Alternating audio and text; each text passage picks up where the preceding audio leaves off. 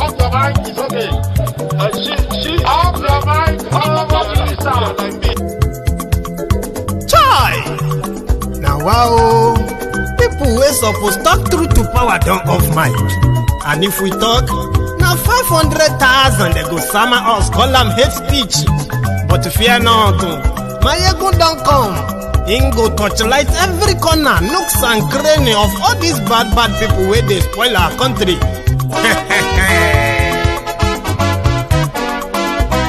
So my people make we laugh, yo yo. Maiyegun don't come, oh yo yo. My people make we shout, oh yo yo. Maiyegun don't come, oh yo yo. Maiyegun don't come, man of the masses, oh yo yo. Maiyegun don't come, oh yo yo. Maiyegun diary politico, oh yo yo. Maiyegun don't come, oh yo yo. This one not the off in mind, oh yo yo. Maiyegun don't come, oh yo yo. And in the touchlight every corner, oh yo yo. Maiyegun don't come, oh yo yo. Okay, some people be they holla say they want the power. Chai, them be promise us say we go get light and power. Nah. Them hustle sote they can't get the power. But now they know they do anything with the power. Every day, dollar just they get the higher power over naira. See them talk say make we off mind, but thank God say Maiyegun don't come. So my people make you ladder, oh yo yo. Maiyegun don't come, oh yo yo. My people make we shout, oh yo yo. Maiyegun don't come, oh yo yo. Maiyegun don't come, man of the masses, oh yo yo. Maiyegun don't come, oh yo yo. Maiyegun diary politico, oh yo yo. Maiyegun don't come, oh yo yo. This one not the off in mind, oh yo yo. Maiyegun don't come, oh yo yo. Person where they do evil, no one make person talk. Them say that Maiyegun, that man too they talk. He too they talk. Say Maiyegun diary, he they hot like pepper. But every day then they take money in bulk. Woman picking, they the street they hawk. Still them talk say make we no talk. But thank God say Maiyegun don't come. So my people make you laugh, oh yo yo. Maiyegun don't come, oh yo yo.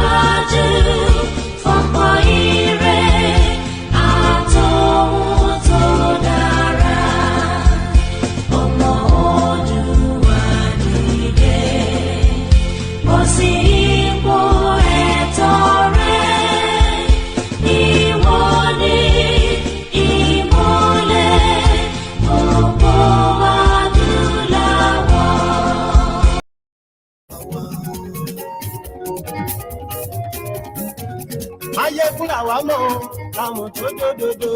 Maiyegun diary, Maiyegun ti dé o, ọ̀rẹ́ ará ìlú. Maiyegun diary, lórí Facebook, lórí YouTube. Maiyegun diary, gbogbo bó ṣe ń lọ ni Maiyegun já wa sí. Good evening to you. Good morning, good afternoon to you from wherever you are watching from.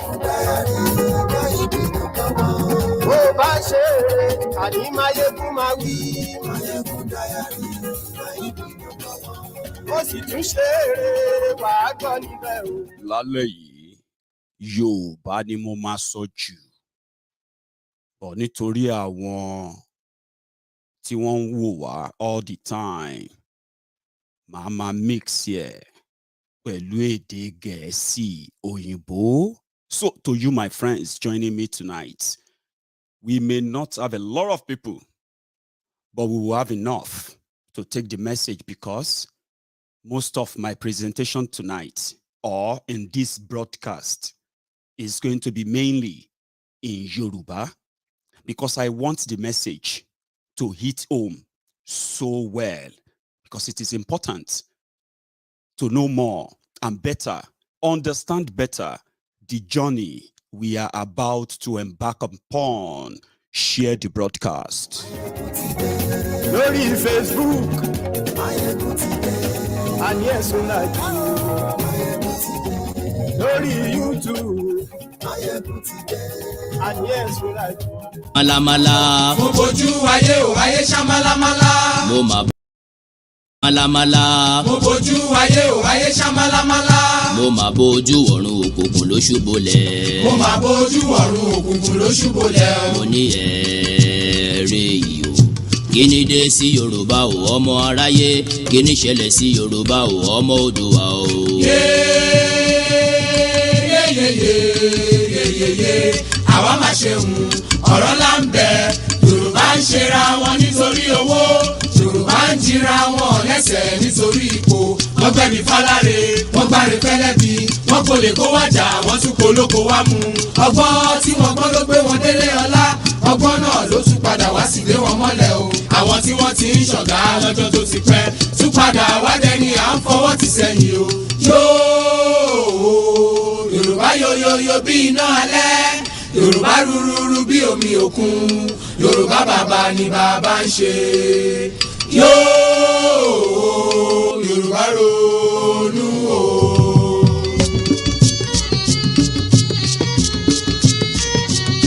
Yorùbá sọra wọn di bọ́ọ̀lù fáráyé gbá. Wọ́n bá gbá wọn sókè, wọ́n á tún gbá wọn sísàlẹ̀ o. Ẹ̀yà tí ó ti kéré tẹ́lẹ̀ ni wọ́n gé kúrú. Àwọn tí àrífẹ́ lọ́sùn ti dẹni àtijọ́ Yorùbá jókòó sílẹ̀ rẹ̀gẹ̀dẹ̀ wọn fọwọ́ lọ́wọ́. Bí àgùntàn tí abọ́ rẹ̀ ń gbòrìṣà ilẹ̀ o. Yóò Yorùbá ronú o.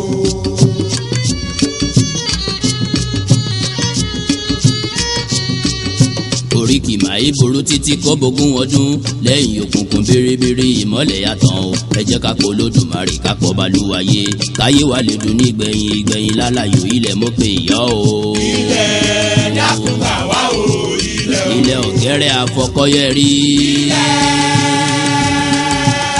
Alákòókà ó tẹ́rẹ̀ẹ́rẹ́ kábì. Ọ̀gbaragada bí ẹni yèyé mi ọmọ darúpalẹ̀ ayé. Ilẹ̀ dákun gbà wá o. Òjijì tí ka ìkàlẹ́ nù mọ́.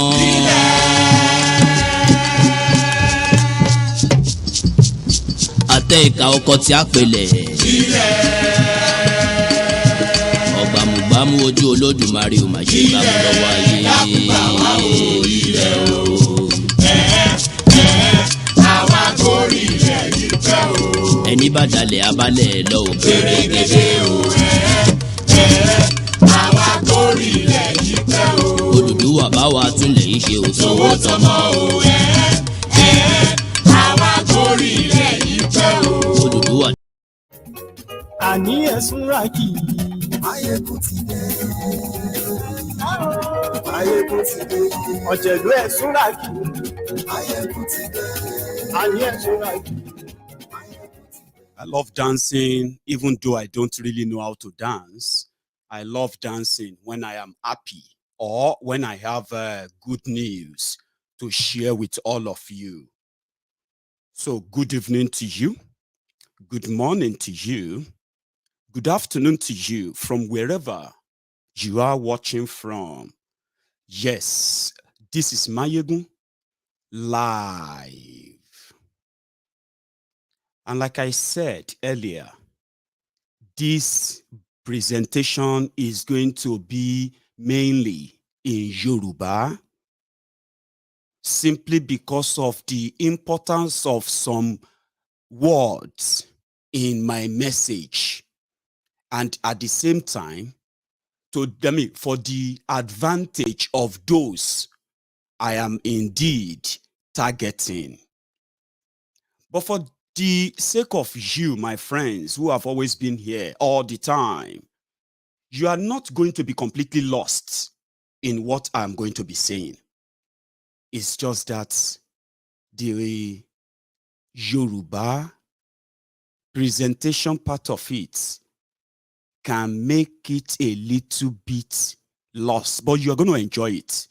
Just read the comments. That's another way to enjoy it. If you don't understand some of the conk Yorubas I'm going to be using, don't worry. Just read the comments. You will catch along, and when I switch to English as well, I can always carry you along as well. It is so important that I do this in Yoruba. So, ẹ káalẹ́ o, ẹ káàsán o, ẹ káàárọ̀ gbogbo ẹ̀yin ọmọ kùtù òjíire. Mo mọ̀ pé àìmọye yín ni ò believe pé bóyá mo máa lè sọ Yorùbá dáadáa láti pass yẹn, láti ṣe kíni o, láti fún yín ní iṣẹ́ tí mo fẹ́ jẹ́ yìí. Ṣùgbọ́n iṣẹ́ tí mo fẹ́ jẹ́ yìí ó ṣe pàtàkì fónílé, fàlejò, fọkùnrin, fóbìnrin, fọmọdé, fàgbà, ọ̀tọ̀kùlú, olórí, ẹlẹ́mù, tí gbogbo wa pátápátá ní ilẹ̀ Yorùbá ní tilé toko. Èmi ni wọ́n ń pè ní Maiyegun General. Mo ń ṣe aṣojú fún ikọ̀ àwọn ọmọ Yorùbá lẹ́yìn odi àti gbogbo ọmọ Yorùbá káàkiri gbogbo àgbáńlá ayé tí wọ́n jẹ́ ọmọlúwàbí tí wọn ò sọ ilé nù. Yorùbá ní ẹni tó bá sọ ilé nù, òun ló ṣe kíni o, ló so àpò ìyàkọ́. Àwa jẹ́ gẹ́gẹ́ bí ẹgbẹ́ ọmọ Yorùbá tí ó nífẹ̀ẹ́ sí ìlọsíwájú, ìtẹ̀síwájú, ìgbéga àti ààbò ilẹ̀ Yorùbá. Ṣùgbọ́n ó ti pé ọjọ́ gbọọrọ tí Nàìjíríà tó ti tú wa ká sí gbogbo ayé. Fún ìgbà àkọ́kọ́ lẹ́yìn ìgbà tí olóògbé Ọbáfẹ́mi Awólọ́wọ̀ tó ṣe irú ẹ̀, tí ó pe gbèdéke gbogbo ọmọ Yorùbá pátápátá lágbàáyé pé àsìkò òmìnira tó, níyì tó padà wá di omi ìnira látàrí pé a wà lára Nàìjíríà. Àwa ọmọ Yorùbá lágbàáyé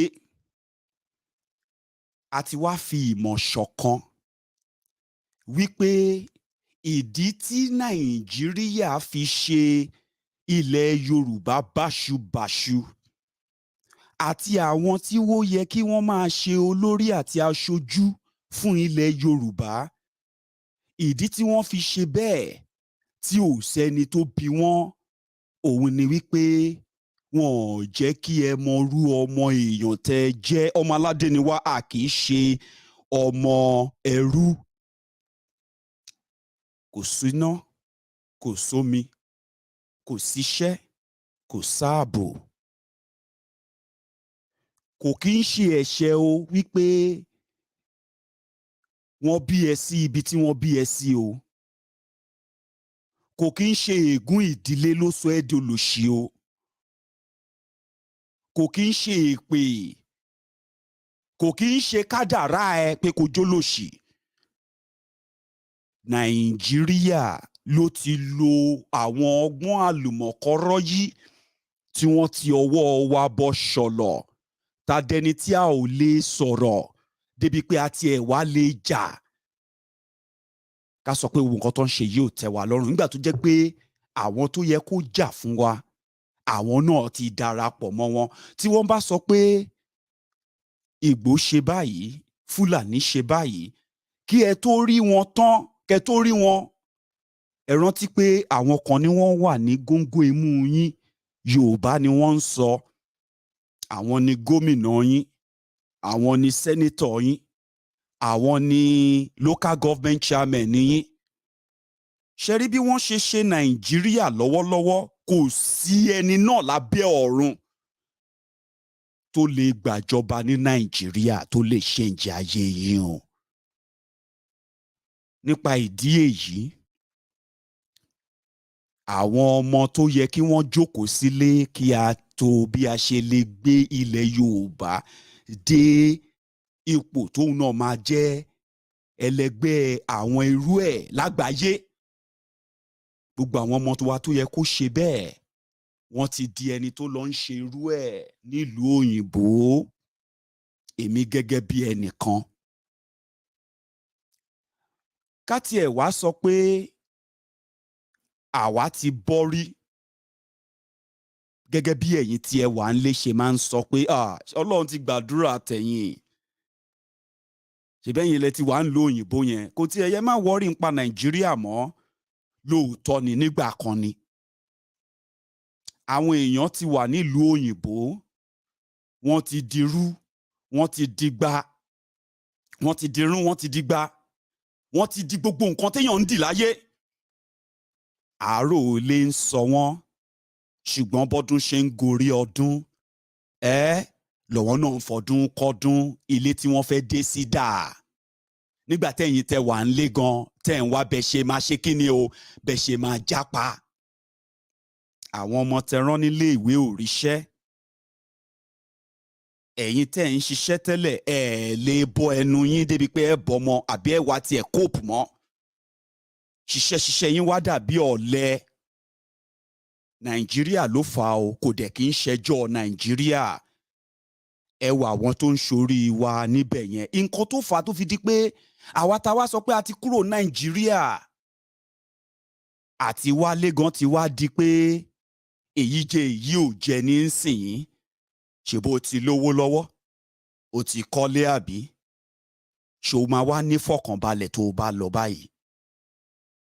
Gbogbo nǹkan tó rò pé ò ní gbà kan lẹ́yìn ọdún 10, 20 ọdún, gbogbo ẹ̀ ló ti wá níyì o. Ìlú òyìnbó náà ti wá dàbí pé kádẹ́ ni mo dẹ̀ lè rọra padà sílé kí n lọ dá nǹkan báyìí. Gbogbo yẹn ń sìn àìlè wálé.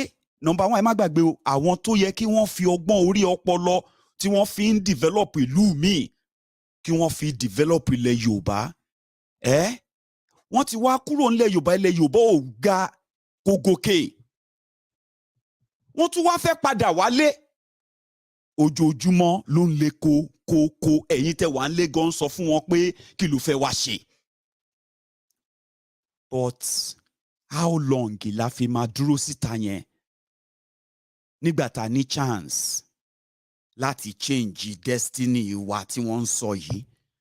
Tí wọ́n tó ń wò mí yìí máa fi mọ̀ wípé kò kí ń ṣe kádàrá ẹ pé kó jólóṣì, kò kí ń ṣe kádàrá ẹ kó dá tọrọ jẹ. Iṣẹ́ ọwọ́ àwọn olórí ibú tí wọ́n ń sọ pé wọ́n ń ṣàkóso Nàìjíríà ni. Ṣùgbọ́n àwọn tó mọ òótọ́ yìí ò pọ̀.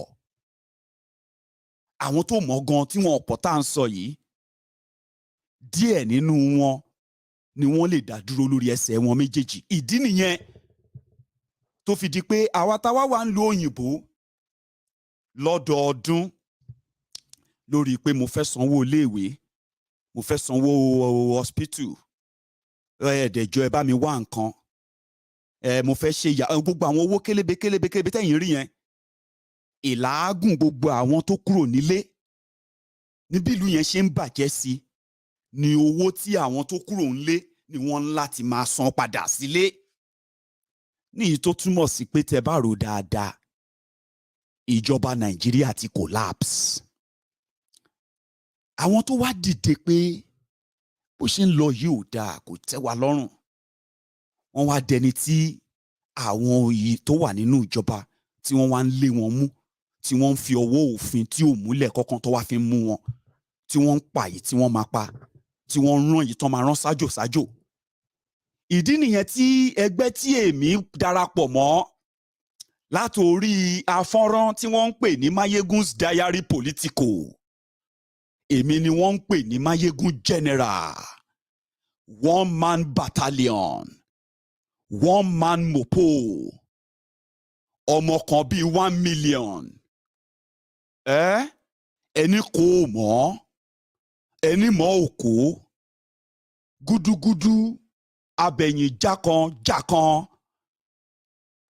èmi ni wọ́n ń pè ní Maiyegun tó ní ẹ̀rù kú lẹ́yìn àwọn ọmọ Yorùbá tí wọ́n ti panupọ̀ pé àsìkò tó fún Yorùbá láti change direction. Ibi tí Yorùbá ń gbé, ibi tí Nàìjíríà ń gbé wa lọ, wọn ò fún wa láàyè pé ṣàfẹ́ lọ bẹ̀ àbá lọ. Ìdí nìyẹn tó jẹ́ pé bọ́ ṣe ń wọ́ wa lọ ń wọ́ àwọn èèyàn wa lọ. Bẹ́ẹ̀ làwọn èèyàn wa ń dolòṣì. Bẹ́ẹ̀ ni majority yìí ń pretend. Àwọn ọmọ wa kéékèèké wọ́n dẹni tó ń wó oògùn owó kiri. Ẹ̀yin ń pè ní greed. Èmi á sọ fún yín pé repercussion ibi tí Nàìjíríà gbé wa lọ ni. Because it can only get worse. Let me explain a little bit what I just said to you in Yoruba. My friends, this is Maiyegun's Diary Political, a platform of like minds of Yorubas and many of our friends who are also not Yorubas, the lovers of justice, equity, fairness, the victims of what Nigeria have done over the years, people who have discovered, the ethnic nationalities who have discovered that they never agreed or signed up for this particular present Nigeria. At the same time, they have also identified that they never got here by accident. They were collaborators who speak the same language like us, who also look like us, in fact, who claim to be representing us. They collaborated with other people, the other gatekeepers, to bring us to this state that we found ourselves. However, we have also found a platform here where we have found a common ground that if we can come together in unison, we can possibly change our own fortune. It is not your destiny to be poor. It is not a crime to be born from any particular part of anywhere you were born in the world. There are some people, the determinants, people who decide on what to happen and where. And we discover that we need ourselves by coming together and charting a new course, a well-defined one that everyone can plug in, understand, and possibly make it happen. We need the people. We have the idea. We have the vision. How do we make it happen? Yes, that is what I'm about to tell you. My friends all over the world, this idea of we left Nigeria because when Nigeria was never going to make us attain our own full potentials, whatever you want to call it. Many of us have achieved those potentials outside Nigeria. Then even as much as we felt like we have escaped from whatever Nigeria is doing, we have now discovered and come to the reality that we have actually not escaped from anything. The more we feel like we are far away from it, the closer we are to everything they are doing in Nigeria, which now brought this new idea, this new ideology. Can we sustain the self-determination struggle? Can we make it a household thing? Can we make it a general thing? So if you want to challenge something, then you need to create something as well in its place. So that when this current thing that you have already condemned that needs to go, when it keeps going on a full throttle or full destruction, you can easily just at the same time, the same speed with it, where the people will always have the alternative. That alternative is what we want to create. That alternative and the roadmap to it is what I want to tell you tonight. And indeed, because it is targeted at my Yoruba brothers and sisters all over the world, the presentation is going to be more in Yoruba. Again, ẹ̀yin èèyàn mi, ẹ̀yin ọmọ kóòtù òjíire bí ẹ̀yin ọmọlúàbí nílé lóko lẹ́yìn odi nǹkan tó gbé wa get involved nìyẹn o wípé ìwọ tí o bá fẹ́ sọ pé o fẹ́ kojú nǹkan á jẹ́ pé o gbọ́dọ̀ ní nǹkan tó fẹ̀yìntì o gbọ́dọ̀ ní nǹkan tó ń kì ẹ́ láyà o gbọ́dọ̀ ní nǹkan tó ń kì ẹ́ lẹ́mìí èmi àtàwọn èèyàn mi a wá lọ ṣe nǹkan tí a ń pè ní ìwádìí báwo ni a ṣe lè sọ ọ̀rọ̀ Yorùbá Sovereign Nation Advocacy báwo ni a ṣe lè sọ di a big thing lílẹ̀ Yorùbá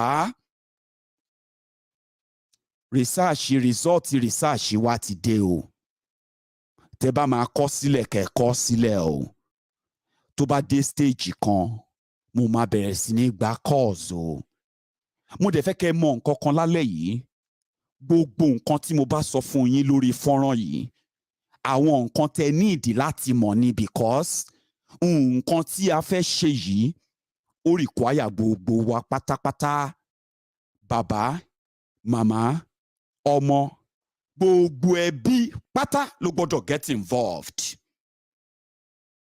ìdí nìyẹn tí mo ṣe ń láti yànnàná ẹ o torí gbogbo nǹkan tí mo máa sọ fún yín pátá lálẹ́ yìí mi ò ní nǹkan kan sọ lórí gbogbo àwọn olóṣèlú Nàìjíríà yẹn lálẹ́ yìí mo fẹ́ sọ fún yín ìrìn bá ṣe máa rin ìrìn yìí tí ọ̀rọ̀ Yorùbá Nation yìí tó máa di nǹkan tí millions of people quote me o millions of Yorùbás tí wọ́n máa wá understand wípé ó ti di ikú wa àjọkú àwẹ̀ wa àjọgbà nígbà tá à ń ṣe research yìí lọ́wọ́ mo wá discover nǹkan kan mo rí wípé sórí tó bá ṣe pé yéè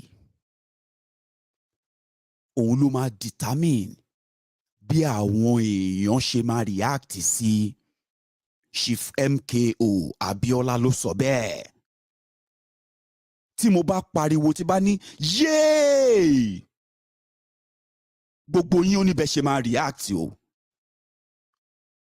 but tí bá bẹ̀rẹ̀ tí bá sọ pé yéè yéè yéè yéè yéè yéè yéè gbogbo yín á bẹ̀rẹ̀ sí ní rúnjú bíi pé ok ó dà pé Maiyegun fẹ́ kọrin ni ṣé mọ̀ pé yéè kan náà ni mo ṣì ń lò yẹn mo realize wípé bí a bá ṣe gbé ọ̀rọ̀ Yorùbá Nation sílẹ̀ bẹ́ẹ̀ làwọn èèyàn ṣe máa gbà á àbí kàn tí dànù àwọn èèyàn wa ò stupid o àwa tá à ń ta nǹkan fún wọn àwa la ò ta dáadáa o nítorí pé majority wa náà díẹ̀ la mọ̀ nínú nǹkan tá à ń tà kò yẹ ká ta Yorùbá Nation rárá kò yẹ ká polówó ẹ̀ kó tó di nǹkan tí tolórí tẹlẹ́mù máa gbà ṣùgbọ́n Nàìjíríà ti bà nǹkan jẹ́ ti pẹ́ nǹkan tá a fẹ́ bẹ̀rẹ̀ yìí nǹkan tí ó yẹ kí wọ́n ti ṣe sẹ́yìn ni nípa ìdí èyí nǹkan tí a gbé dé yìí ará àdúgbò zazuzẹ gbogbo wa la máa gbà ẹ wojú mi dáadáa ẹ máa gbà tijó tayọ̀ tẹ̀yẹ tẹ̀rín tòótọ́ ọnú by the time tí mo bá ṣetán lálẹ́ yìí mo ń get yín into the mood ni kẹ́yìn náà máa bá mi ká lọ díẹ̀díẹ̀ ẹni máa sọ fáwọn èèyàn wa pé kí wọ́n ju èbù iṣu tó ti bu tí Nàìjíríà ń kìbọ̀ wọ́n lẹ́nu yìí wọ́n Nàìjíríà yìí ẹni máa sọ fún wọn pé kán jùnú ó gbọ́dọ̀ má kàràdá nílẹ̀gbẹ́ kan o tó bá foyin díẹ̀ sí i ó tún lè jẹ́ kó yá ní kíákíá o. ó gbọ́dọ̀ sọ fún wọn pé kán ju èbù iṣu tí Nàìjíríà ń fún wọn jẹnu kó wá ní kán lanu sátẹ́gùn torí pé òun gbé nǹkan kan bọ̀ àgbàmì iyán ni alàgbàlúgbò iyán ló ń gbé bọ̀ òun ló ṣe jẹ́ pé ọ̀rọ̀ Yorùbá Nation ó ṣe bí ẹni lọ díẹ̀ láti tà. ká má gbàgbé àwọn èèyàn tí wọ́n ti sọ di business torí àwọn náà dá sí nǹkan tó wà nílẹ̀ yìí tó fi jẹ́ kó dàbíi pé ó difficult láti gain trust àwọn èèyàn kan tiẹ̀ believe nínú ẹ̀ kò yàtọ̀ sí pé majority àwọn èèyàn wa lórí Yorùbá Nation yìí tó o bá gbà lásán báyìí a máa bá ẹ jà ní irọ́ bẹ́ẹ̀ kọ́ la ṣe ń ṣe o. ẹni tó bá gbà fún wa lásán àwọn èèyàn tó ń tẹ̀lé Tinubu wọ́n lẹ́tọ̀ọ́ láti tẹ̀lé ìwọ ló máa fún wọn l'alternative o. alternative ti tiẹ̀ dẹ̀rẹ́ o gbọ́dọ̀ rò dáadáa kó package ẹ̀ dáadáa o ò ní bẹ̀ wọ́n o tó máa fi sọ pé àwọn tí ọ̀rọ̀ Yorùbá Nation yìí gan ó tiẹ̀ bẹ́tà gbogbo àwọn ilé ìta tiẹ̀ ṣe nǹkan tó ń ṣe program everything wọn tiẹ̀ bẹ́tà. ẹ gbọ́ Yorùbá tàbá bá wọ́n ní èbú àlọ́ ní tàun tàbọ̀ òun ní tàná ẹ̀ tàbá bẹ́lẹ́ràn wí kàbẹ́lẹ́ràn náà wí o. àwa tá à ń sọ pé kán gbà á lórí ẹnu ní majority ẹ o. majority yín tẹ wà ń lo òyìnbó tẹ ń gbé bùkátà àwọn èèyàn nílé tẹ bá ro bẹ́yìn náà ṣe ń sọ fún wọn ẹ rí i pé ẹ̀yin kò ní rock solid something tẹ máa sọ pé kán lọ attach mọ́ ẹ̀yin náà mọ̀ ní tó túmọ̀ sí pé àsìkò pé à ń ta gbogbo ẹ̀ sí wọn yẹn àsìkò yẹn ti wá tán báyìí lálẹ́ yìí. alternative tó yẹ ká ti provide tá a provide yẹn a máa provide ẹ̀ látàlẹ́ yìí lọ mo fẹ́ prepare yín fún báyìí. ṣe rí nǹkan tí a fẹ́ dáwọ́lé nǹkan tó lágbára gan-an ni. bónígbà bá dẹ̀ ṣe gbégbá ẹ̀ òun láyé ṣe máa gbé o. ẹni tó bá ní pé kán jọkọ́ báwọn gbé òun náà gbọ́dọ̀ bẹ̀rẹ̀ o. Gbérùmí tó dúró sórí ìdúró ṣe mọ̀ pé ó ń tanra ẹ̀ ni.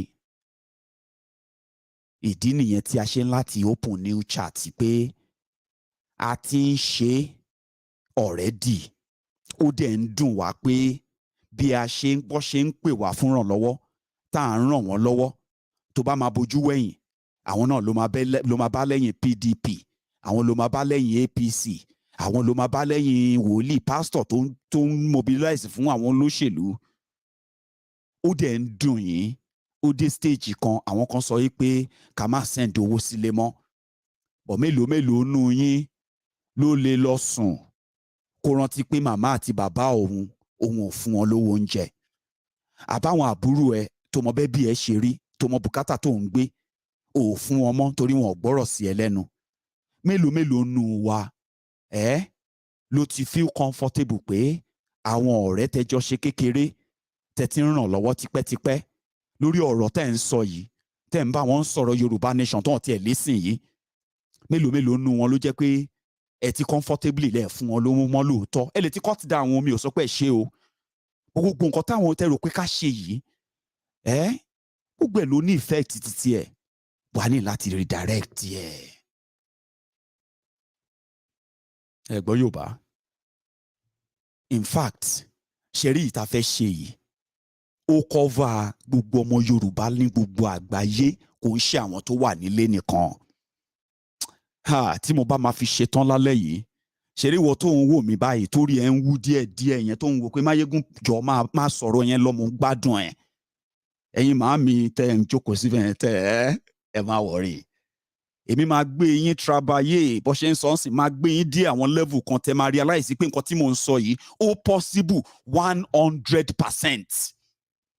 Gbogbo wa la máa get involved.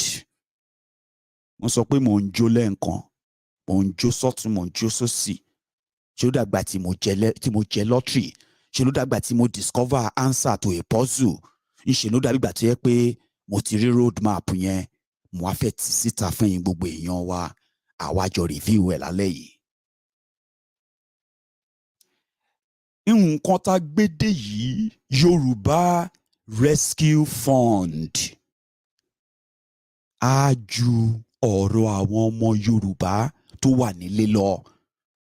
Àìmọye ọmọ Yorùbá tó wà ní gbogbo àgbáńlá ayé táwọn gan ń struggle wọ́n dẹ̀ ń wò mí lọ́wọ́lọ́wọ́ báyìí. Tẹ́ bá fẹ́ ṣe advocacy fún a Yorùbá sovereign nation bí Awólọ́wọ̀ ṣe ṣe ẹ jẹ́ á bẹ̀rẹ̀ èyí tá a fẹ́ ṣe yìí. Ká wá ṣe kí ni kí a wá prepare báwo la ṣe fẹ́ fund ẹ̀. The sweetest part, the easiest part. Bó ṣe mọ nǹkan tó difficult jù tí mo dẹ̀ believe wípé 50% ẹ̀ àti kọ́ńkà ẹ̀ lórí Maiyegun's diary political òun ni trust. Òun ni the most difficult thing.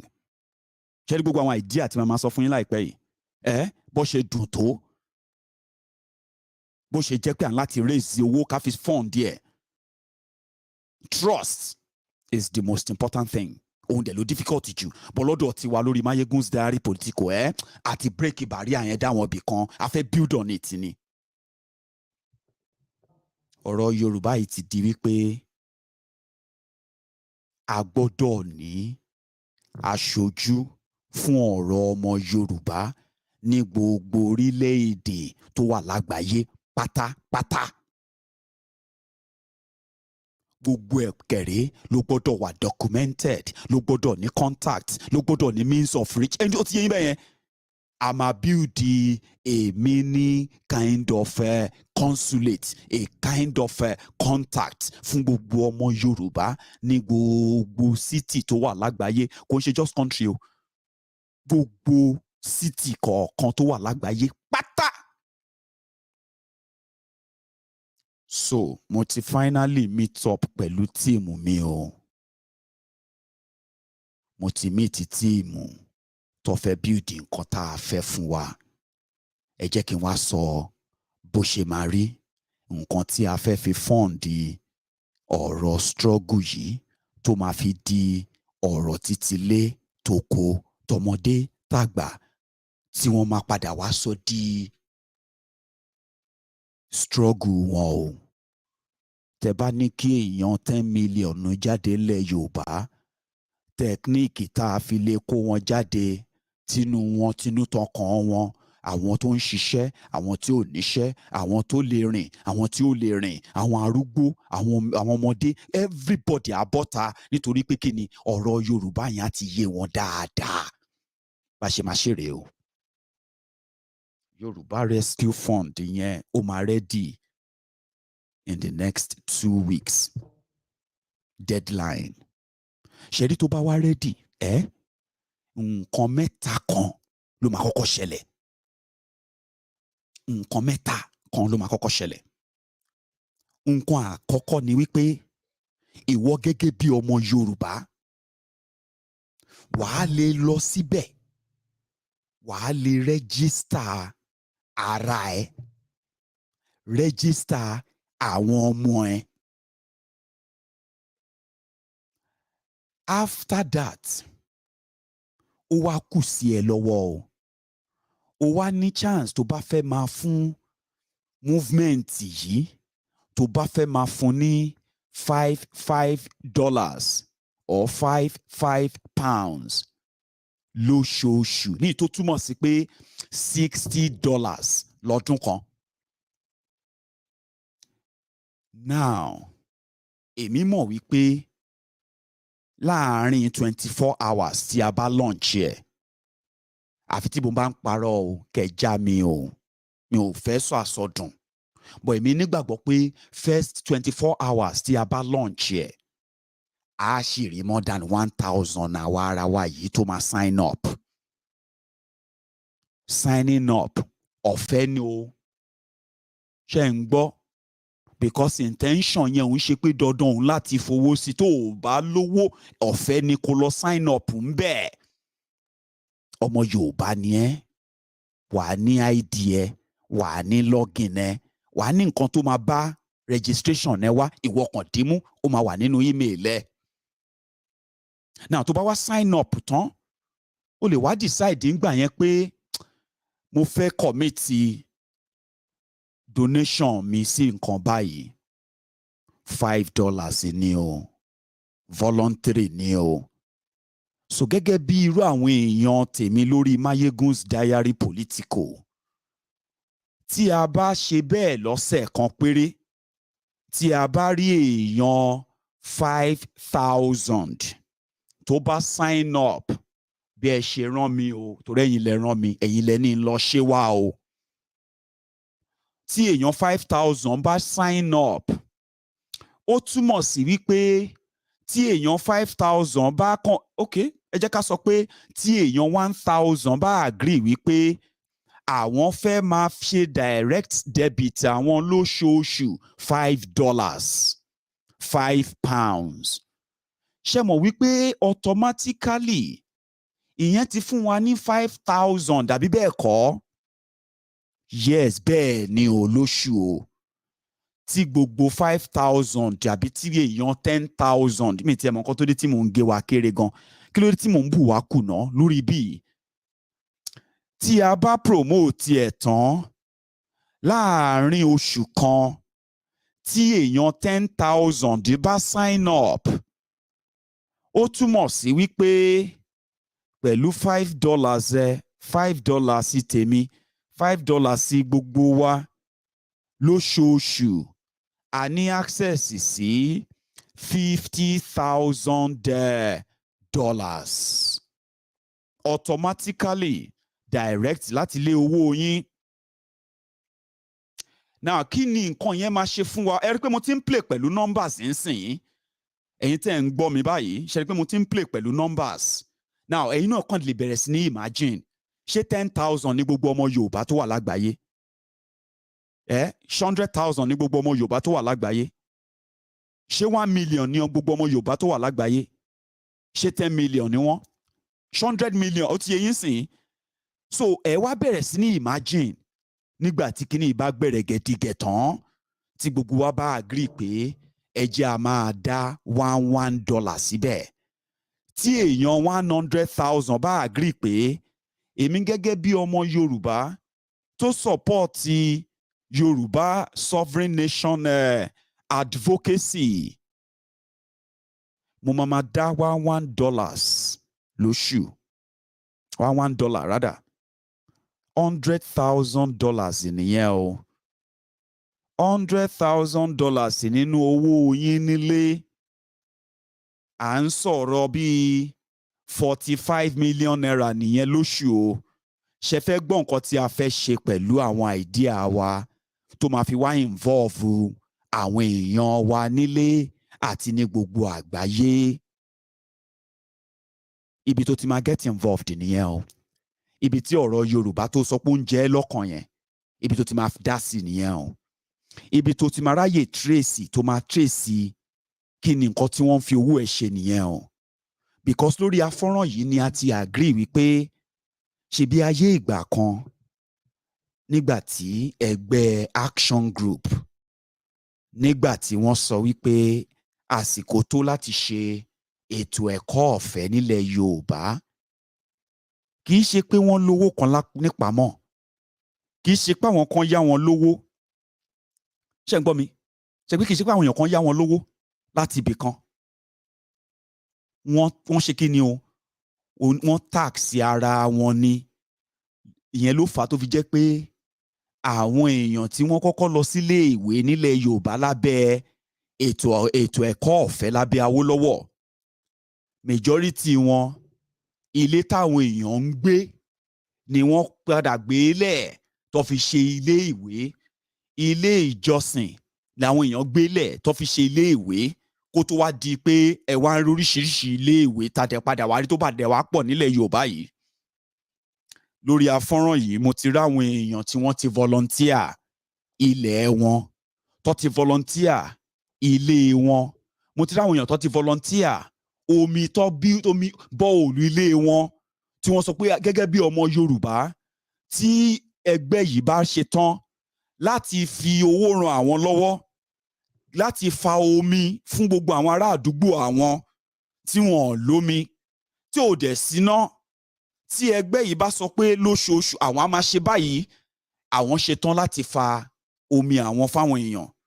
Lórí afọ́nrán yìí mo ti ráwọn ọmọ Yorùbá àgbàlagbà ọmọdé tí wọ́n sọ pé àwọn ṣe tán láti gbé ilẹ̀ àwọn sílẹ̀ kí Yorùbá fi ṣe nǹkan tí à ń pè ní Odùduwà cheap market àbí orúkọ tóhùn tí a bá fún. Kí ló ń jẹ́ Odùduwà market tí a fẹ́ dá sílẹ̀? Ẹ ro nǹkan kan fún ìṣẹ́jú kan. Tí Yorùbá Rescue Fund platform yìí bá ní membership tó wọ 1 million, tí gbogbo 1 million yẹn dẹ̀ tí wọ́n ń dá £1 or $1, ẹ jẹ́ kí n lo pounds torí ìlú tí mo wà nìyẹn. Tí gbogbo yín dá £1 sterling, ṣé mọ̀ pé lóṣooṣù £1 million nìyẹn. Ṣé mọ̀ pé £1 million, ṣé mọ̀ iye tó jẹ́ ní náírà wọn nílé? Tẹ́ ẹ̀ bá mọ̀ jẹ́ ń sọ fún yín olówó wọn lé ní o, à ń sọ̀rọ̀ nípa 750 million naira. Ìwọ gẹ́gẹ́ bí ọmọ Yorùbá tó bá yẹ pé bó ṣe ń wò mí yìí, èmi tí mò ń bẹ ẹ́ sọ̀rọ̀ yìí, ẹni tó ń bẹ ẹ́ sọ̀rọ̀ yìí, mo ti nǹkan tá fẹ́ dálẹ̀ yìí àti wá ṣe débi pé ìwọ fúnra ẹ mọ̀ pé a ní membership tó wọ 1 million. 1 million yìí àwọn ni wọ́n dẹ̀ ń dá £1 sterling ó ní gbogbo àgbáyé, ní tó túmọ̀ sí pé ìwọ tó wà nílé ní Nàìjíríà ìwọ náà máa sign up. Èló ni £1 nílé? Tó bá sọ pé 1,000 naira ni, tó bá agree láti máa dá 1,000 naira sórí ọ̀rọ̀ yìí, ìwọ náà ti ń dá £1 tiẹ̀ nìyẹn. Last o kàn imagine oye tí £1 jẹ́, £1 million jẹ́ lóṣù kan, 750 to 780 million naira. So owó yìí lè dá ọjà sílẹ̀. Ṣé mo nǹkan táwọn èèyàn suggest lórí afọ́nrán yìí? Àwọn ọmọ Yorùbá ọmọ Yorùbá àtàtà, àwọn ọmọ Odùduwà káàkiri nílé lóko, wọ́n ní pé bí ọ̀rọ̀ Nàìjíríà ṣe ń le kó yìí, owó oúnjẹ, owó ilé, owó hospital, owó iléèwé, owó igbá, jọ̀wọ́ ẹ ràn wá lọ́wọ́, tó sọ ìmọ̀ye àwọn èèyàn wá di alátẹnujẹ oníbàárà lọ́wọ́ àwọn olóṣèlú tí wọ́n tà wọ́n sóko ẹrú yìí. Àwọn èèyàn sọ yìí pé tí a bá bẹ̀rẹ̀ sí ní kó owó wa sí ibi tí wọ́n ti ń rí i pé even kó ti dàbí owó àpà, ẹ má gbàgbé o, a ṣe ń sọ tá à ń sọ yìí, gbogbo wa yìí náà láti fowó ránṣẹ́ sílé already báyìí, àbí mò ń parọ́ ni? Majority wa tẹ́ ń wò mí lẹ ti fi owó ránṣẹ́ sílé lóṣù yìí, bó ṣe ń sanwó oṣù yín, kó tó sanwó oṣù yín gan ẹ ti ń fowó ránṣẹ́ sílé, àbí bẹ́ẹ̀ kọ́? So èlò wa ni $1, èlò ni £1, tí wàá rò pé bóyá pé ó sọ ẹ́ dàpà, tó jẹ́ pé a lè wá fi dá a chain market sílẹ̀ nílẹ̀ Yorùbá.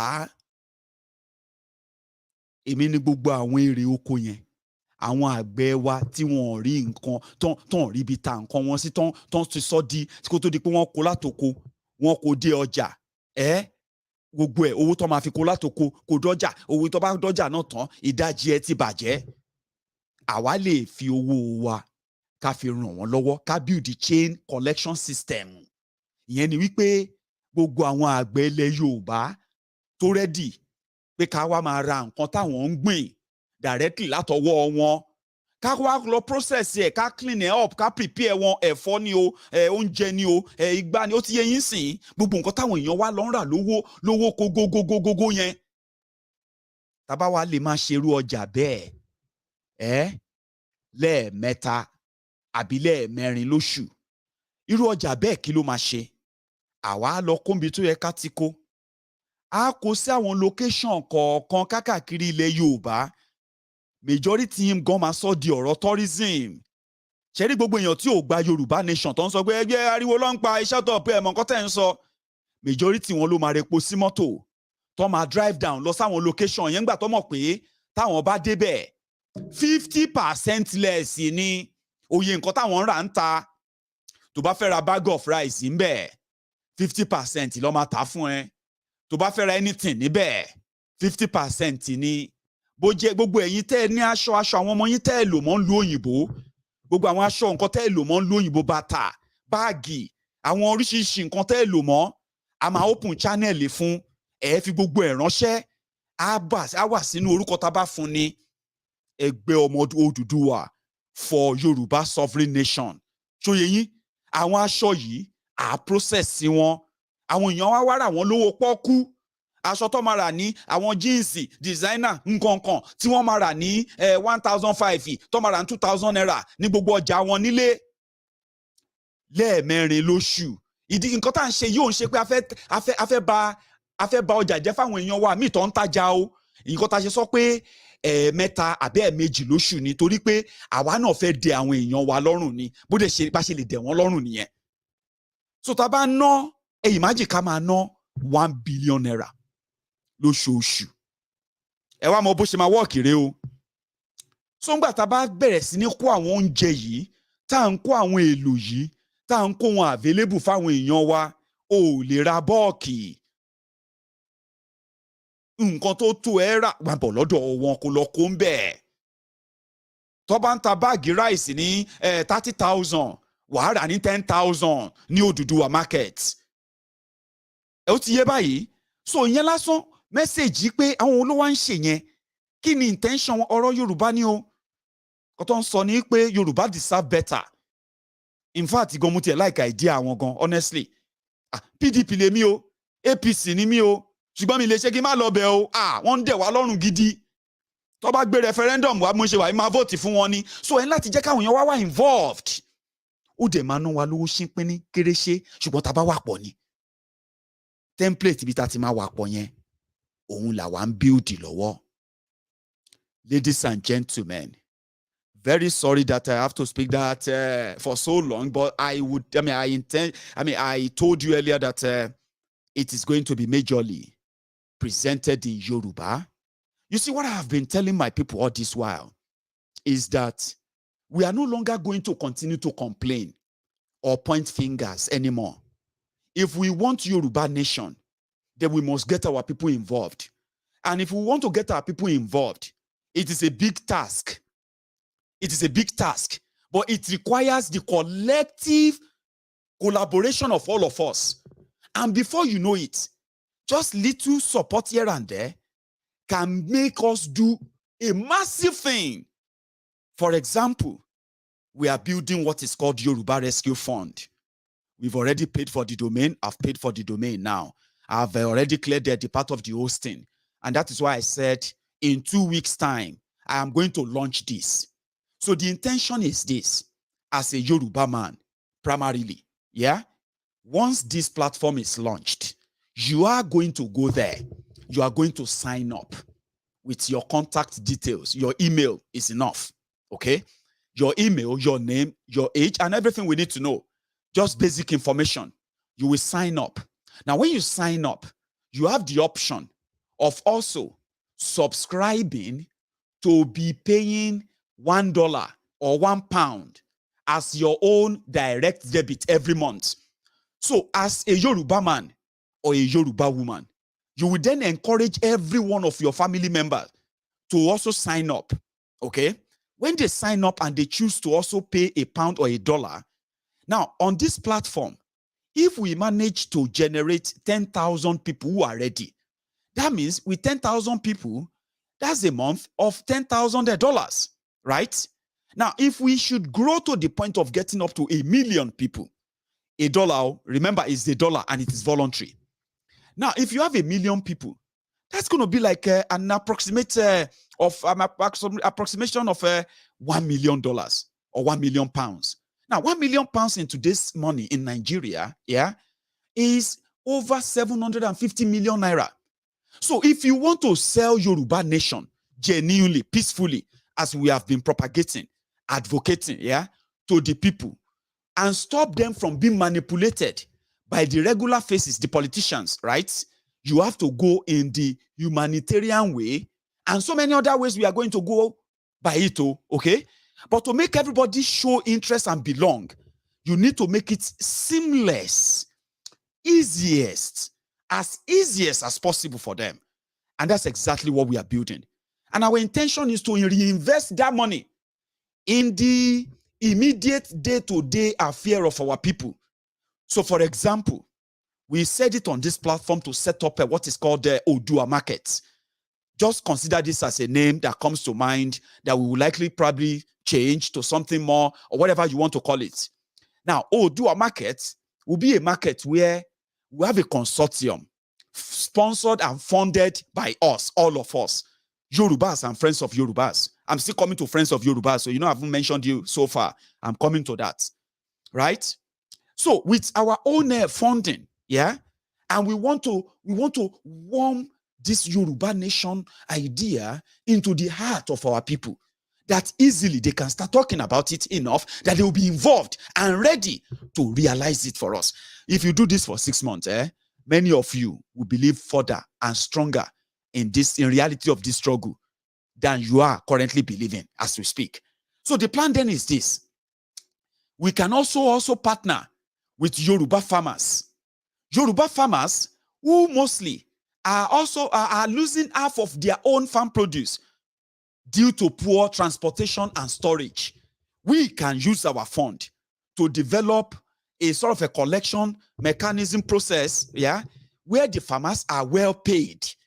So when this finally collected the food and other farm produce ended up in our storage and our different located markets, we process them and get them ready for the consumption of our people. Everyone in Yoruba land can come to that place, and when they come around, everything they buy in those markets, they will be paying half price of what it's worth in the general market in Nigeria. But in order not to make this a rivalry to our regular traders, businessmen in Yoruba land, we will then make it a sort of a bi-monthly market. This is just one idea among what we intend to do with this fund. I just gave you one now. Now, this is one that can go into affecting or, making people understand how a system can work if that system is collecting or getting funding. And it is also accountable.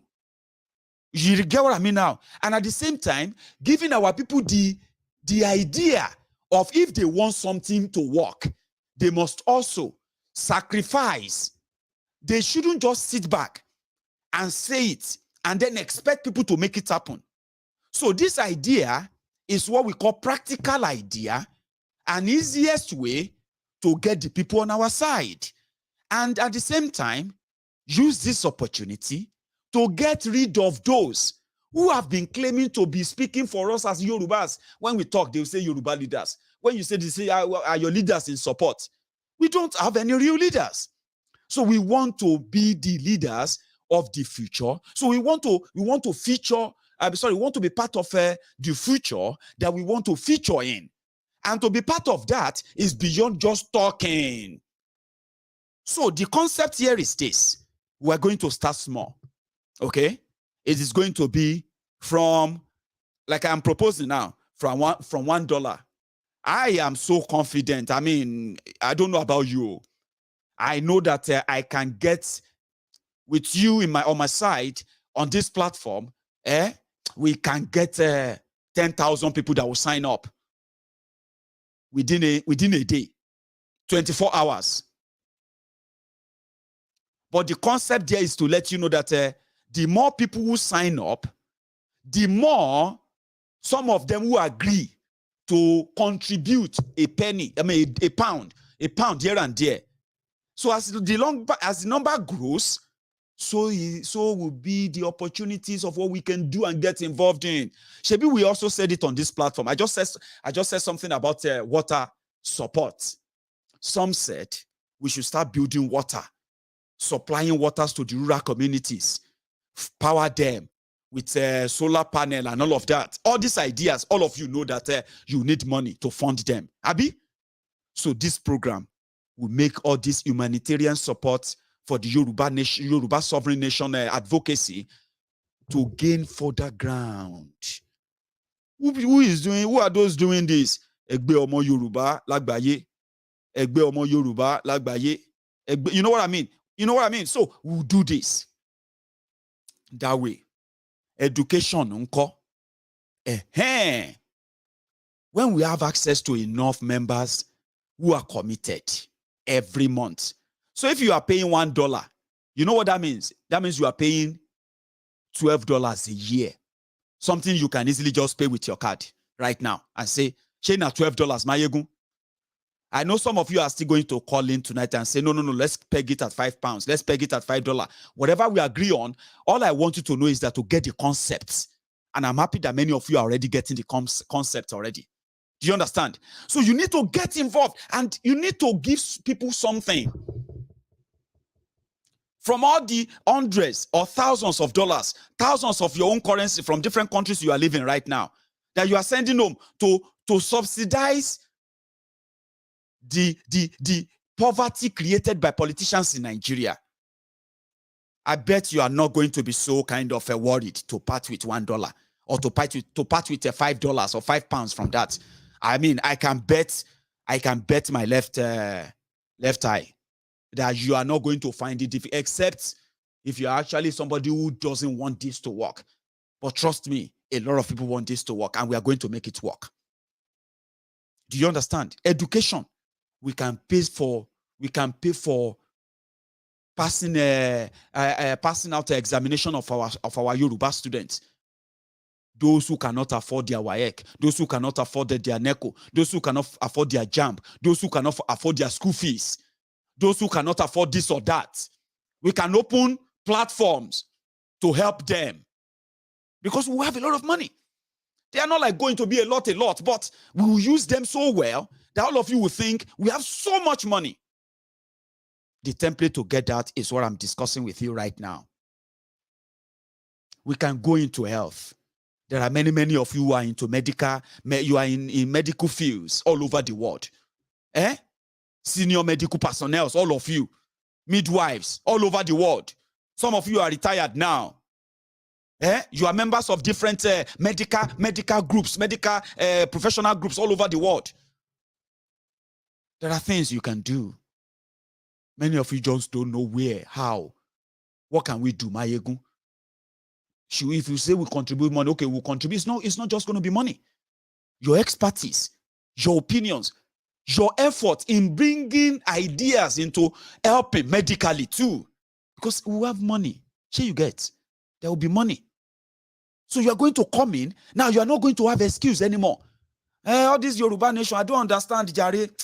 We don't even understand everything they are doing. Everybody is just talking, all these ones, everything, money. No, you are going to stop saying that. We are going to make you stop saying that. We are going to make you stop giving excuses. We are going to give you something, even if you want to criticize it. We'll give you something to talk about, something to criticize, something to help us build. Do you understand? We are going to make you talk about this. Whether you are against it, whether you are in support of it, we will give you something that you will be able to say, if they have done it this way, they should do it the other way. So we are open. Professional, everything, in your areas. I am so confident. I am so happy. Ìdí nìyẹn tí mo ṣe ń láti break it down fún yín bẹ́ẹ̀ yẹn pé bí mo ṣe sọ tó yín sìn ẹ ti understand pé nǹkan tá à ń build yìí o gbogbo ẹ̀yin tẹ́ ń sọ pé kí n lọ build ẹ̀ tí mo bá ṣe tán ó máa ná yín lówó o nítorí Ọlọ́run kò gba nation o. ẹjọ́ nítorí Ọlọ́run, jọ nítorí Ọlọ́run. ọmọ mi ẹjọ́ nítorí Ọlọ́run. Nàìjíríà ẹjọ́ nítorí Ọlọ́run, ẹjẹ́ máa lọ. Torí Ọlọ́run ò gba nation o. ọ̀nà tá a dẹ̀ lè fi dín ìfẹ̀míṣòfò kù, tá a lè fi dín pákáleke kù, tá a lè fi dín rògbòdìyàn kù, tá a lè fi dín èdè àìyedè kù, tá a lè fi dín ìfàsẹ́yìn kù, tá a lè fi dín ìdílọ́wọ́ kù. òun ni pé kí a wá ọ̀nà tí a fi lè jẹ́ kí nǹkan tá à ń ṣe kó yé àwọn èèyàn tá torí ẹ̀ ń ṣe é. ṣé ń gbọ́ Yorùbá mi? lórí afọ́nrán yìí, àwọn òrọ́mọ níṣẹ́ fàyàtì. ṣé ń gbọ́? àwọn ni wọ́n wà lórí Maiyegun's diary politico. dánwò lọ́nà bí ìyá ọ̀kẹ́rẹ́ o. dánwò. advantage kan tá a ní ni wípé wọ́n máa fojú di wá, ṣe ló máa fojú di wá, wọn ò ní bílí gbogbo nǹkan tá à ń sọ yìí. advantage ta ní nìyẹn o. ó wá di ìgbà tó bá wá di rẹ̀ gbẹ̀rẹ̀gẹ̀dígẹ̀. ìgbà yẹn ni wọ́n á wá sọ pé wọ́n láìdíà bó ṣe yẹ ká ṣe o. àwọn ò bá sọ̀pọ̀tì, ṣùgbọ́n àwọn kan tiẹ̀ láìka ọmọ Maiyegun yẹn bó ṣe máa ń sọ̀rọ̀ làwọn kan láìkì. wọ́n ẹ̀ ṣọ́ọ̀ṣì o. ìyẹn nìjẹ̀bú ń sọ pé wọ́n ní ẹ̀ ṣọ́ọ̀ṣì o. ṣọ́n máa kọ́ fojú dẹ̀ ni kọ́ máa fojú di wá. kàn bá fojú dẹ̀ ni tán kò bá dì ńlá. ránṣẹ́ ẹ̀ máa wá di alámọ̀ràn. àwọn alámọ̀ràn sọnù. àwọn olùmọ̀ràn sọnù. ẹ jẹ́ advice yín. nǹkan tẹ́ ń ṣe good, yeah. But you see, this is not how to you should try and ṣe kíníkan. But gẹ́gẹ́ bí mo ṣe sọ, wọ́n máa kọ́kọ́ fi ojú di wá ni. wọ́n ń wò wá báyìí, wọ́n ń yín mú. wọ́n ń wò wá, wọ́n ń yín mú. àwọn tó ń lérí tọ́ láwọn fẹ́ ṣọkọ wa. wọ́n ń lérí wọn láwọn fẹ́ ṣọkọ wa. ẹ sọ fún wọn pé kò lè ṣeé ṣe, kò lè bọ́ sí. a ò ní lọ nílẹ̀ yìí láláì gbalẹ̀ ilẹ̀ ọmọ Yorùbá lọ́wọ́ Nàìjíríà níbi tí wọ́n pín sí. wọ́n ń lérí wọn láwọn fẹ́ gbà. wọ́n ń lérí wọn láwọn fẹ́. wọ́n á kọ́kọ́ fojú di wá ni. màámi, wọ́n máa fojú di wá. ìjọ tí wọ́n bá wá gbọ́ pé àwọn ọmọ àná, ọmọdé àná òun dàgbà rè o. ọmọdé àná òun dàgbà rè o. tó bá yá táwa ní ohun tágbàlagbà ní lọ́wọ́, táwa débi tí wọ́n ń pè ní ọwọ́ wa ti wá tẹ̀ kú dà. wọ́n á wá dá lámọ̀ràn fún wa, wọ́n á máa fún wa lámọ̀ràn. ẹ má ṣe báyìí, ẹ má ṣe báyìí. a kúkú gbọ́ àmọ̀ràn wọn. ìhùn míì gbà máa gbà. àwọn tó fojú di wá lénìí, wọ́n máa padà wá tò sẹ́yìn wa lọ́la o. bó ṣe lè tò sẹ́yìn wa lọ́la, ọ̀nà yẹn ni mo ní ká tọ̀ yìí o.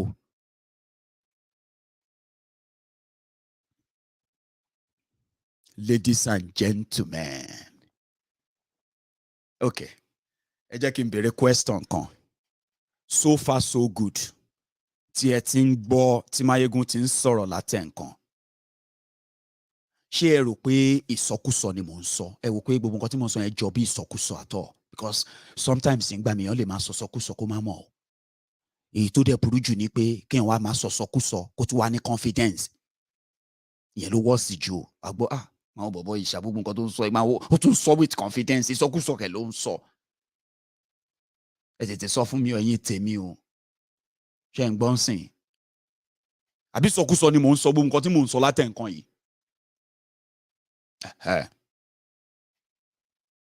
ìsọkúsọ kọ́ ṣùgbọ́n nígbà míì Yorùbá sọ pé òótọ́ ọ̀rọ̀ bí ìsọkúsọ ló ṣe máa ń rí.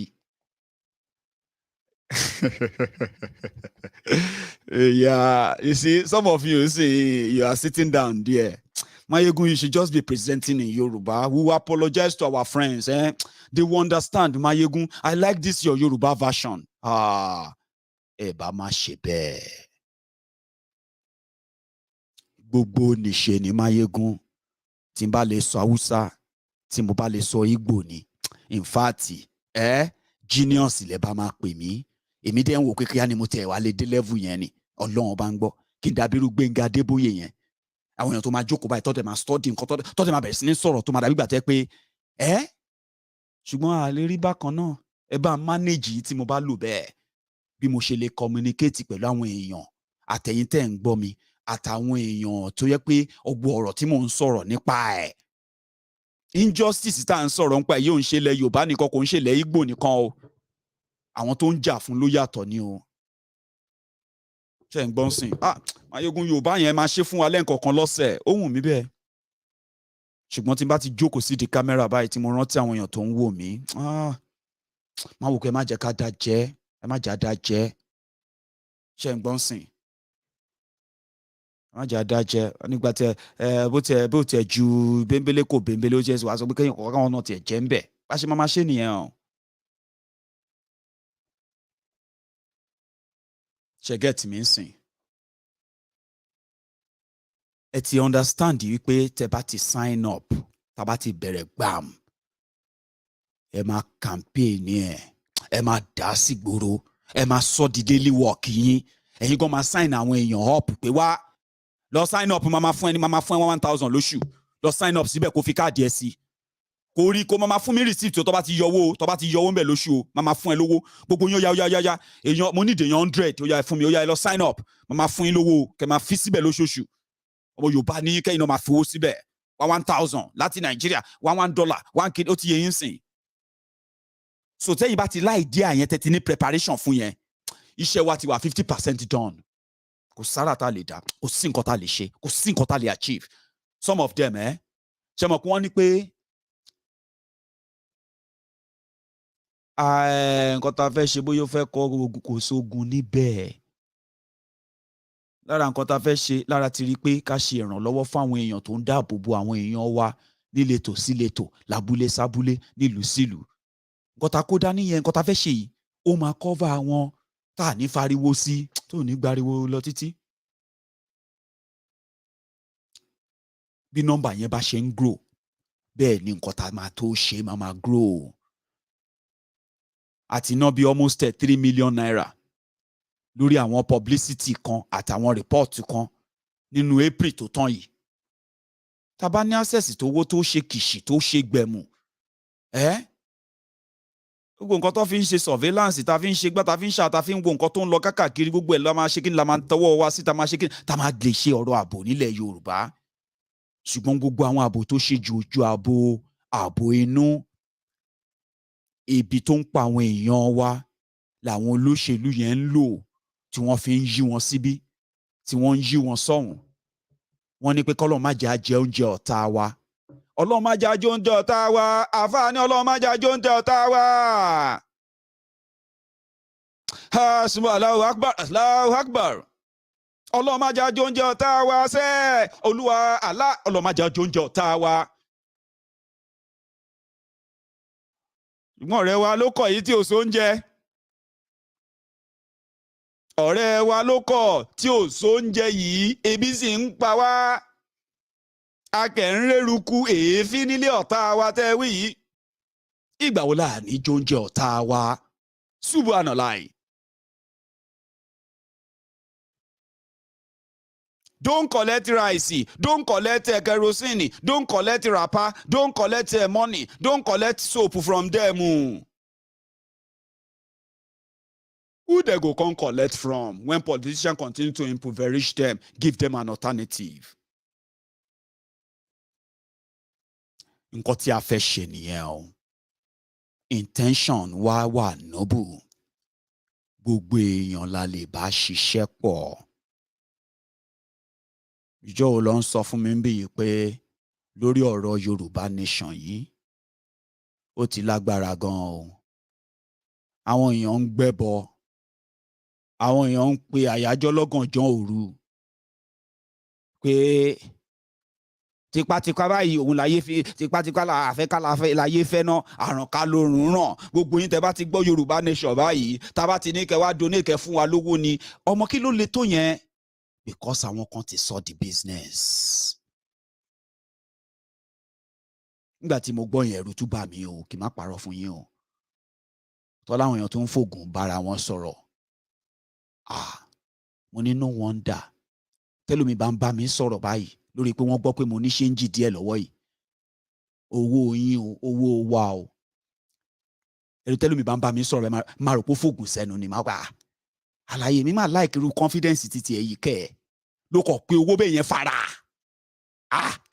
Iṣẹ́ tí yìí lágbára gan ọ̀bọ èmi tẹ́ ń bá ta yìí náà èmi náà ò fi bẹ́ẹ̀ ní ìyàtọ̀ sí irúnmọlẹ̀ náà tá bá fẹ́ àwọn kàtígórì kọ̀ọ̀kan sáwọn kàtígórì kọ̀ọ̀kan ní àwọn level kọ̀ọ̀kan.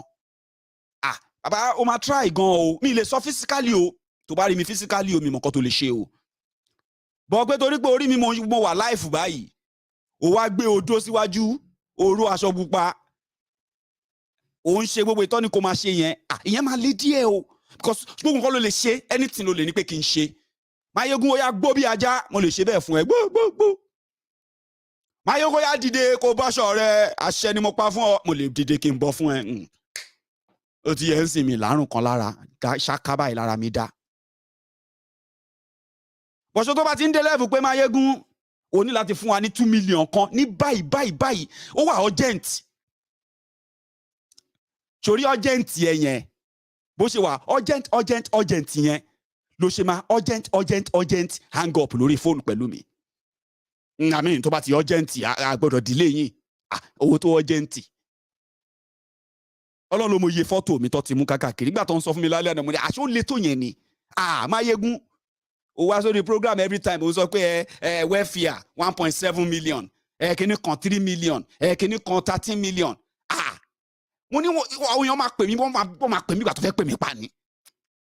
Ìdìbò wa jàjà gbé pé ẹni yìí ò dẹ̀ ṣe tí mo lè máa gbàgbọ́ ẹ̀ ṣá ok ẹ ló mà Maiyegun wo mo ti ń pè é kí ló ṣẹlẹ̀ mo mọ̀ kó busy náà bọ́ mo kàn ní sáré sọ fún ẹ ní ṣé o ti yé ń sìn sórí ọ̀rọ̀ tó wà nílẹ̀ kí ni kò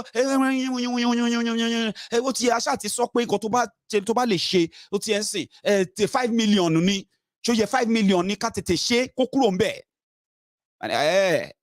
Ọlọ́run á máa pèsè fún yín kẹ́ ẹ̀ ṣé kò ń ṣe mi lẹ sọ pé kí n wá 5 million wá ṣá kò ń ṣe bẹ́ẹ̀ pàṣẹ Maiyegun bọ́mọ̀ kò wó pé o lè help wa because mo rí pé báwo yẹn fẹ́ help yín èmi mo níṣẹ́ tó ti ń fẹ́ mi ní millionaire ní UK ní báwo kí lẹ mean àpèbọ̀ la máa ń pe kíní yẹn níjẹ̀bù àpèbọ̀ ṣé tó bá ti lo first attack yẹn tẹ́ni yẹn bá ti lọ ju question dá ẹ lóhùn iṣẹ́ yẹn fẹ́ já nìyẹn wàá lo àpèbọ̀ yẹn ní pé ó dà kó ti wà too direct then rephrase no Maiyegun kò ń ṣe nǹkan tí mo mean nìyẹn sórí nǹkan tí mo ń try sọ ni pé sórí kíní yìí ó dẹ̀ wà important sọ̀rọ̀ Yorùbá gan sórí Yorùbá Nation kíní ni ó dẹ̀ wà so bàbá kí ló wà important tó yìí tẹ́ wá láti ná 5 million tó dẹ̀ pé 5 million yìí kò ní ẹ̀dẹ̀ sọ pé ó wà important kí lè ebe ẹni bá tẹ̀ sọ pé òun fẹ́ ṣe nǹkan ajẹ́ tó sọ pé mo fẹ́ sáré ná 5 million kan o irú èmi ni mo lè máa sọ pé mo fẹ́ sáré ná 5 million tí máa wá gbé wá panel níbi tí máa sọ pé ẹ̀yin tèmi o a fẹ́ ná 5 million kan ó urgent o mo kì í méjọ sí akọ́ máa wò mí náà ni pé Maiyegun ṣó bàbá jí o ṣe gbádùn ẹ jẹ́ bẹ̀rẹ̀ sí ní explain ní sìn èwo ni 5 million urgent kí ló ń jẹ́ 5 million urgent bọ́ torí pé mo tiẹ̀ ní lọ́wọ́ yẹn èmi lè sáré débi gàràgàrà pé ìwọ tó ní tó wá díṣẹ́ Maiyegun wọn lo iṣẹ́ ni Maiyegun wọn lo iṣẹ́ ni ṣó ti yẹ wọn lo iṣẹ́ ni má dá wọn lóhùn so gba tèmi tó bá máa fi parí call yẹn ọ̀rọ̀ kọ́ dẹ̀ máa di pé okay mo understand ẹ dáadáa because èmi ò ní bú ẹ̀mí níṣẹ́ ní ti máa bẹ̀rẹ̀ sí ní ṣàlàyé àwọn kọ̀ọ̀kan fún ẹ àwọn questions kan wà tí máa béèrè lọ́wọ́ ẹ so tí bá ti béèrè wọn dé level kan ìwọ fúnra gan máa wò ní pé ọ̀gbẹ́ni ìjàre waste of time lélẹ̀ ìjàre bọ̀bọ̀ yóò lè ó dà bọ̀bọ̀ yóò fẹ́ fowó lẹ́jẹ́ lọ bẹ́ẹ̀ lómi wá ti mọ̀ ṣògẹ́t wá ti mọ̀ pé ó dà pé bọ̀bọ̀ yóò fẹ́ kó má ṣòro anything ló ní kí n ṣe fọ́tò mi pọ̀ lórí Facebook live video ló ń wò yìí fáwọn tó ń wò live lélẹ́yìí èmi mo ń bẹ sọ̀rọ̀ mo jókòó síbí mo ń bẹ sọ̀rọ̀ ni anything ló lè ṣe mẹ́ẹ̀kọ́ ní kí n ṣe ń sìn ó lè ní pé Maiyegun yá bẹ̀rẹ̀ sí ní sùn Maiyegun máa sùn máa dẹ̀ ṣe báyìí àwọn yàgbá Maiyegun are you tired Maiyegun are you okay ó kàn ṣe bẹ́ẹ̀ nígbà tẹ́ pé oorun ti ń kùn mí ni Maiyegun go and rest we will continue tomorrow àbí bẹ́ẹ̀ kọ́ lẹ́yìn máa sọ but Maiyegun give me this bàbá ó máa try gan o ìdí nìyẹn tó ṣe jẹ́ pé àwọn èèyàn sọ yìí pé Maiyegun General ni ẹni tí ó tó kojú wọn ogun mẹ́mi o bọ́ ó lè bóbò mi kò ráwọn owó kan gbà bọ́wọ́ gan ṣe nígbà tó bá máa jáde yẹn ó likely kí nǹkan tí ọkàn fẹ́ fowó yẹn ṣe kó dẹ̀ máa tẹ̀dẹ̀ bá mọ́ ṣọmọrú level yẹn tó yẹ kó bá strong gan tó yẹ so ìdí nìyẹn tá a ṣe máa ṣe nǹkan tá a máa ṣe because láfítà tá a bá ṣe ìyẹn tán ṣó wá rí àwọn èèyàn wa tó subscribe tó jẹ́ members yẹn ìwọ tó jẹ́ member tó sign up yẹn tó ń san $1 àbí $5 yẹn yeah ìwọ yẹn o tún lè decide láti ṣe kíni o láti donate ṣé you understand o lè decide láti sọ pé mo fẹ́ donate $100 mo fẹ́ donate 5,000 mo fẹ́ donate $50,000 because àwọn èèyàn kan wà tó ń bọ̀ o lórí nǹkan tó wà nílẹ̀ yìí o ìdí tèmi ṣe wà mọ́ tí mo ṣe ń lé emphasis lórí nọ́mbà wa àti $1 àbí £1 ní pé ṣe rí nọ́mbà wa nìkan ó ti build the community ta fẹ́ tí èèyàn 1 million bá wà lórí ibẹ̀ yẹn ṣe ń gbọ́ Yorùbá èèyàn 1 million pẹ̀lú £1 that is £1 million. ṣó wá rí i pé mo dẹ̀ like nǹkan táwọn bíbù yìí ṣe ṣá yẹ fún $100,000 mo láwọn èèyàn tó ti sọ yẹn fẹ́mi personally yẹ fún 50,000 yẹ fún 10,000 àwọn ọmọ Yorùbá tí wọ́n fẹ́ rí nǹkan tí kíní will be all about so advantage wa ni pé nígbà tá a bá ń ṣe gbogbo àwọn à ń reach out nílé yẹn sórí ìwọ tó wájú ọmọ Yorùbá tó wà lókè òkun normal tí nǹkan bá ṣẹlẹ̀ sí ẹ ṣebí Nigeria embassy ló máa ní kó pè àbí àwa máa change narrative yẹn àwa máa build the structure kan sìn táwọn èèyàn máa volunteer gbogbo yín tẹ̀ ń wò mí ilẹ̀ ṣì máa volunteer ní gbogbo ibi tẹ́ ń gbé all over the world ẹ ṣì máa volunteer láti jẹ́ representative aṣojú Yorùbá níbi tẹ́ ń gbé tá máa ṣe platform yẹn fún yín in a way tó yẹ pé well structured tẹ́ máa wà identified acknowledged tẹ́ máa ní contact tẹ́ máa ní means of reaching the center for anything tẹ́ bá need. ẹ̀yin lẹ máa jẹ́ bridge láàrin àwọn ọmọ Yorùbá àti anything tó bá ń gún wọn pẹ̀lú wọn ní gbogbo ibi tó bá ń gbé. àwọn tí ò níṣẹ́ tọ́jọ́ ọmọ Yorùbá ẹ̀yin lẹ máa register wọn tó bá ti wá bá yín tó ti acknowledge pé ọmọ Yorùbá ni wá o. And we heard about this organization and all of that. So I first sign up. I fẹ́ lọ ṣọ̀rọ̀ passport ni o. Ojú wa ti rí màá bò ó. Ẹ̀yin lẹ máa jẹ́ bridge fún wọn bẹ̀. Every little help tẹ́ bá lè offer. Ẹ̀yin lẹ máa bridge gap yẹn. Àwọn connection tá fẹ́ build nìyẹn. Connection táwọn èèyàn máa sọ pé mo rántí ìgbà tí mo fẹ́ process Nigeria passport àwọn ọmọ mi. I was so scared of going. But one single email ni mo send sí Yoruba team yìí ní Germany. And guess what? Somebody just got back to me and said, and just talked me through it and everything. And they gave me a slot and they said, on the day of the appointment, they will send a representative that will be at the embassy there to ensure that everything goes smoothly. So irú àwọn idea bẹ́ẹ̀ la fẹ́ promote o. Ìdí nìyẹn tó jẹ́ pé owó yìí can go as far as many places there, I believe. Little funding and encouragement here and there. Because àwọn èèyàn máa ń volunteer iṣẹ́ o fún struggle fún nation àwọn kan máa ṣe voluntarily tó ń gba kọ́bọ̀ àwọn kan máa volunteer àsúwẹ̀ tẹ́ máa gbà wọ́n gẹ́gẹ́ bí iṣẹ́ yẹn torí ẹ fẹ́ kàn deliver nǹkan tẹ́ fẹ́ kọ́ ṣe ni. ara nǹkan tí owó wa lè ṣe nìyẹn o. àwọn nǹkan tí owó wa fẹ́ ṣe tí a fẹ́ fi push fún Yorùbá advocacy yìí ara ẹ̀ rèé o pé gbogbo àwọn tí a wá mọ̀ gẹ́gẹ́ bí gbajúgbajà aṣojú ọmọ Yorùbá àwọn tó rẹ́dì láti wá síta kí wọ́n wá sọ̀rọ̀ àwọn tí ọ̀rọ̀ dá lẹ́nu wọn tó dáńtọ́ lẹ́nu lórí ọ̀rọ̀ Yorùbá àwọn professors ni wọ́n ní o àwọn nílẹ̀ Yorùbá àwa wá wọn jáde oyè yín sìn àwa bẹ̀rẹ̀ sí ní organize tour fún wọn àwọn tí wọ́n máa sọ story ilẹ̀ Yorùbá dé sí etí ọmọ Yorùbá bí ìgbà tó gbọ́ rí. owó wa yìí á promote advocacy débi pé à á lè kó wọn lọ ìlú òyìnbó lọ sí everywhere ní gbogbo àgbáyé láti further promote the self-determination for Yorùbá sovereign nation. ṣé nígbà tí a bá ti bẹ̀rẹ̀ sí ní build létò bẹ́ẹ̀ yẹn àwọn tó yẹ kó darapọ̀ mọ́ wa wọ́n á wá darapọ̀ mọ́ wa tó bá ti wá darapọ̀ mọ́ wa nǹkan tí a wá ń ṣe kò ní ṣe é ṣe bójúbójú mọ́ kò ní ṣe é dọwọ́ bò mọ́ wọn ò tiẹ̀ ní sọ fẹ́lòmíì mọ́ kó tó sọ pé nǹkan táwọn ibi ìdẹ́ ń ṣe dẹ̀ lágbára báyìí o eléyìí dẹ̀ pọ̀ o àwọn èèyàn ló máa sọ fún wọn pé ṣé mo yé wọn ni à ń sọ àwọn èèyàn tó ń lọ bí 2 million 2 million kẹ̀ báwo ló ṣe get 2 million ṣe tán gbogbo ọ̀tá àṣọ ti bẹ̀rẹ̀ láti bí ọdún kan sìn yàn èèyàn bíi 2 million ló wà ń bẹ̀ aṣọ àwọn 2 million yẹn ni wọ́n ń gba weekly newsletter nípa ọ̀rọ̀ ilẹ̀ Yorùbá lórí ọ̀rọ̀ tí mò ń sọ yìí mo ti ráwọn ọmọ Yorùbá tí wọ́n ti wá bá mi o tí wọ́n sọ wípé lórí ọ̀rọ̀ pé kí ni a ṣe fẹ́ gbalẹ̀ Yorùbá kí ló wà fún gan kí ni èrè ẹ̀ kí láǹfààní ẹ̀ kí ló dé tẹ̀ ṣe dúró sí Nàìjíríà kí ló dé tí gbogbo ọ̀ṣẹ́ darapọ̀ ká bá wọn ṣe kí Nàìjíríà lè di ńlá gbogbo oríṣiríṣi àwọn messages yìí òun làwa fẹ́ counter báyìí ta fẹ́ explain fáwọn èèyàn tó bá jẹ́ Nàìjíríà ló fẹ́ ẹ̀tọ́ ẹni of course ọmọ Yorùbá ní àbí ẹ̀tọ́ ẹni kò mú jà wá because ta bá sọ̀rọ̀ referendum tá à ń sọ yìí náà gbogbo àtẹ̀ntó fẹ́ àtẹ̀ntó ò fẹ́ ló máa padà tẹ̀ka so síbẹ̀síbẹ̀ báwo la ṣe fẹ́ win àwọn ta fẹ́ kó fẹ́ kọ́ dẹ̀ understand nǹkan tó fẹ́ ìdí rèé ta fi gbé plan yìí sílẹ̀ o fẹ́ni tí ò yé tẹ́lẹ̀tẹ́lẹ̀ o so ó túmọ̀ sí wípé ẹni tó bá jẹ́ pé lóòótọ́ àti lódodo orí ọ̀rọ̀ Yorùbá ni wọ́n torí ẹ̀ ṣe ń ṣe nǹkan tí wọ́n ń ṣe wọn ò ní tako nǹkan ta fẹ́ ṣe yìí o ọ̀nà àbáyọ ta ti ń wá òun ló délẹ̀ yìí o ó wá kù sí wa lọ́wọ́ báyìí o tí a bá fẹ́ kó rí bẹ́ẹ̀ àbí tá a bá fẹ́ kó rí bẹ́ẹ̀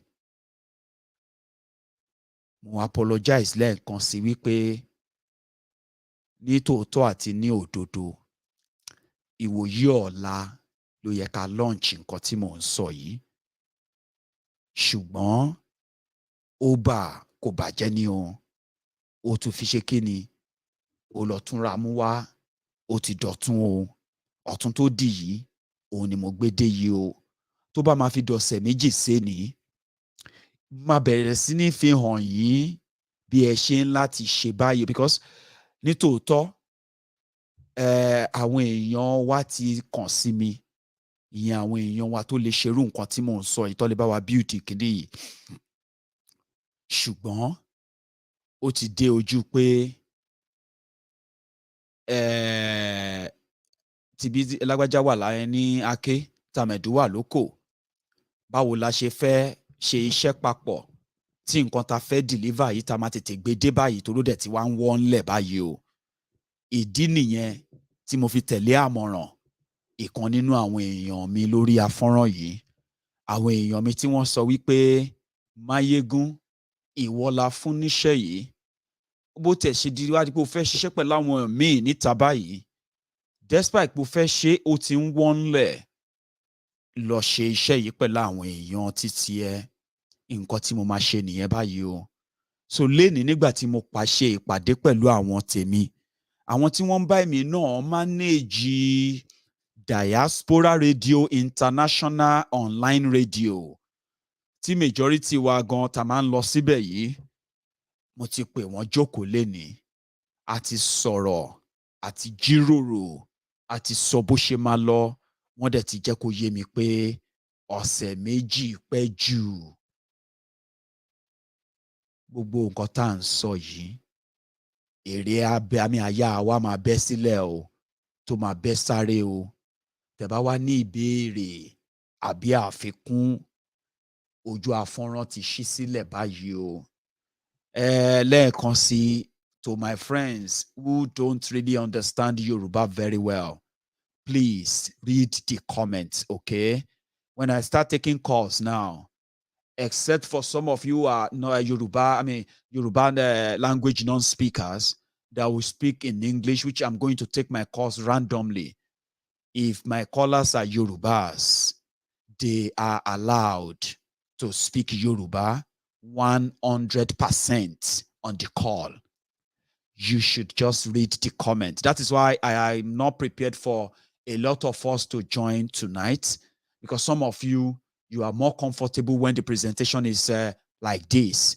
But just like I said from the beginning, I have my targeted audience for this broadcast, and to get the message home, and to allow those who are going to also work on this video to cut all this important information into smaller parts that they are going to also share out there. It is better I present them and present it in Yoruba. So when my callers calls in, they are going to speak Yoruba. You can speak English, and you can also call in to add your own voice based on your own understanding of this topic tonight. I have done my part. I will let you do yours, starting from now. Hello there. Hello. Hello. Hello, my. Kabiyesi o, hello there. Your name?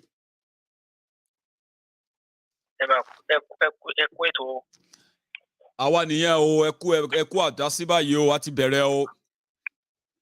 In fact, mi dùn pé mo pè ẹni ní àkọ́kọ́ tí máa pè. Ó dẹ̀ wọlé gẹ́rẹ́gẹ́, inú mi dùn lọ́pọ̀lọpọ̀. Ọ̀dọ́ mo ti máa ń wo, mo ti ń bá program yín lọ. Hello sir, ẹ fún mi ṣẹ́jú kan. Ṣé sọ pé ìgbà àkọ́kọ́ tẹ́ máa pè léléyìí? First time tí máa pè é. So, a ti ní first time caller lálẹ́ yìí. Tó jẹ́ first time tó máa pè sórí ètò náà rèé. Kí lorúkọ yín sir? Túndé ló ń pè láti South Africa. Túndé, another Túndé láti South Africa. Go on sir. Yeah, Túndé láti East London, South Africa. Fantastic sir. Yes. Mo dúpẹ́ púpọ̀ lọ́wọ́ yín fún ètò tẹ́ ẹ gbé kalẹ̀ yìí. Ọlọ́run tó dẹ̀ ti tì yín lẹ́yìn. Tẹ́ ti fi ń ṣe tó ti ń lójú túbọ̀. Ó máa bá yín ṣe tó yẹ pé everything á yanjú bó ṣe yẹ kó yanjú. Àmín o. Yes. Torí pé ṣe analyze the program yẹn, I would have loved to speak in English, but torí tó bá jẹ́ bẹ́ẹ̀ ṣe feel comfortable ní ẹ lè mix ẹ up náà, ẹ go for it. Anything tẹ́ bá feel cool pẹ̀lú sir. Torí èmi ò tiẹ̀ fẹ́ ọ̀rọ̀ kan tó jẹ́ Gẹ̀ẹ́sì fẹ́ máa sọ́mọ́. Because hatred ńlá ni mo ní fún ọ̀rọ̀ àwọn òyìnbó yẹn ṣe, torí tí wọ́n fẹ́ pé wọ́n ti tà wá, wọ́n fẹ́ extinct wa pé ká má gbọ́ nípa wa mọ́. So torí yẹn gbogbo ìgbà tí Yoruba Nation ti dé yìí mi ò fẹ́ máa sọ òyìnbó mọ́. So nǹkan kan tí mo fẹ́ sọ sí ni pé one, pé nǹkan tí a ti ń ṣe lọ yìí tẹ̀sí ní pé tó bá jẹ́ bí £1 èmi kàn ń wò pé bẹ́yà ṣe a lè gbé owó yẹn sókè bẹ́yà wá yẹn ti kéré jù ní olójú tèmi o. Yẹn ni mo sọ pé tabagẹ́tì context nǹkan tí mò ń sọ ó ti yẹ yín sìn at the same time náà a gbọ́dọ̀ gbé jùjù because ṣẹ̀rí owó ta fẹ́ rí yẹn a lè rí nílọ́pọ̀ tí target wa ni pé tabagẹ́tì àwọn ìmúyàwó èèyàn wa sórí ibẹ̀ ṣẹ́gẹ́tì so yẹn ni pé kò láti jẹ́ nǹkan tó gbọ́dọ̀ pọ̀ jù so ó lè jẹ́ 5 ó lè jẹ́ 3 ó lè jẹ́ anything tí gbogbo bá padà wá sọ pé okay ẹ jẹ́ eléyà wà bákan anything moderate ni sir go on sir. Bẹ́ẹ̀ni èmi tún wá wò pé àwọn ṣe hàn pé nísìnyí tó bá kàn irú ilé wà ń tẹ̀sán yẹn ó máa jẹ́ bí direct debit order ní every month mayọ̀ tí wọ́n bá ní more than that èmi fi kó yẹ kí kẹsọ so that àwọn tó bá ní more than ẹlòmíì wà nísìnyí torí pé tí kìíní bí vision tẹ ti gbé sílẹ̀ yìí ṣe láti ran àwọn tó wà nílé lọ́wọ́ àwọn kan ń confirm nǹkan tó wà workable tó máa ti rí pé nǹkan wà workable wọ́n ready láti sa gbogbo ipá tó ń bá ní láti rí pé ó ṣe wọ́n kàn fẹ́ kí àwọn ìjólóòtọ́ àwọn èèyàn tó máa ṣe àwọn èèyàn wà nílẹ̀ tó fẹ́ ṣe so bí láti bá wa tún sọ pé àwọn tó bá fẹ́. ẹ máa gbọ́ ẹ jẹ́ kí n sáré dáhùn ẹ jẹ́ sáré dáhùn because of mo rí pé time wa yẹn lag yẹn kíní connection yẹn ṣe rí mo ti dáhùn question tẹ́ ra béèrè àti suggestion yìí sà mo ní ìyẹn ní pàtì pé after tó bá ṣe direct debit ẹ tán o lè wá decide pé o fẹ́ dá $100 o fẹ́ dá $500 o fẹ́ dá $10,000 ṣe mọ̀ pé ìgbà yẹn o lè wá bọ́ síbẹ̀ ìyẹn náà wà ń bẹ̀ donate ìyẹn wà ń bẹ̀ ṣe get tí ń sin sa yóò bọ̀ ẹ go on.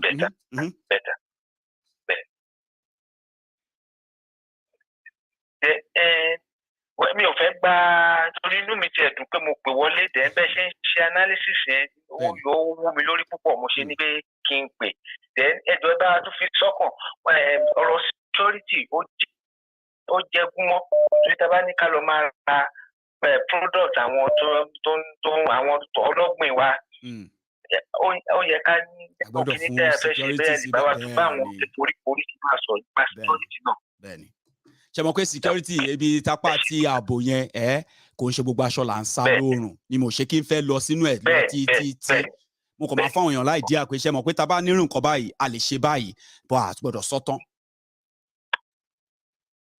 ọlọ́yẹ sọ pé ẹ mọ̀ pé ògiri létí ọ̀gbọ̀ ẹ̀yẹ ọ̀gbọ̀ dẹ̀rùn ó dàrọ̀ bàbá o.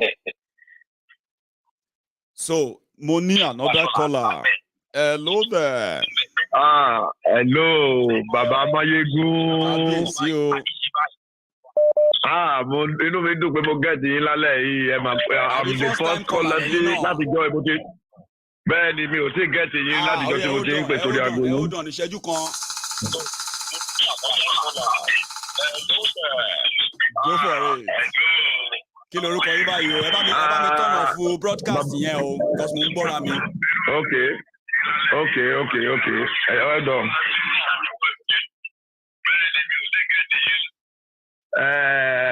Kí lorúkọ yín o bàbá?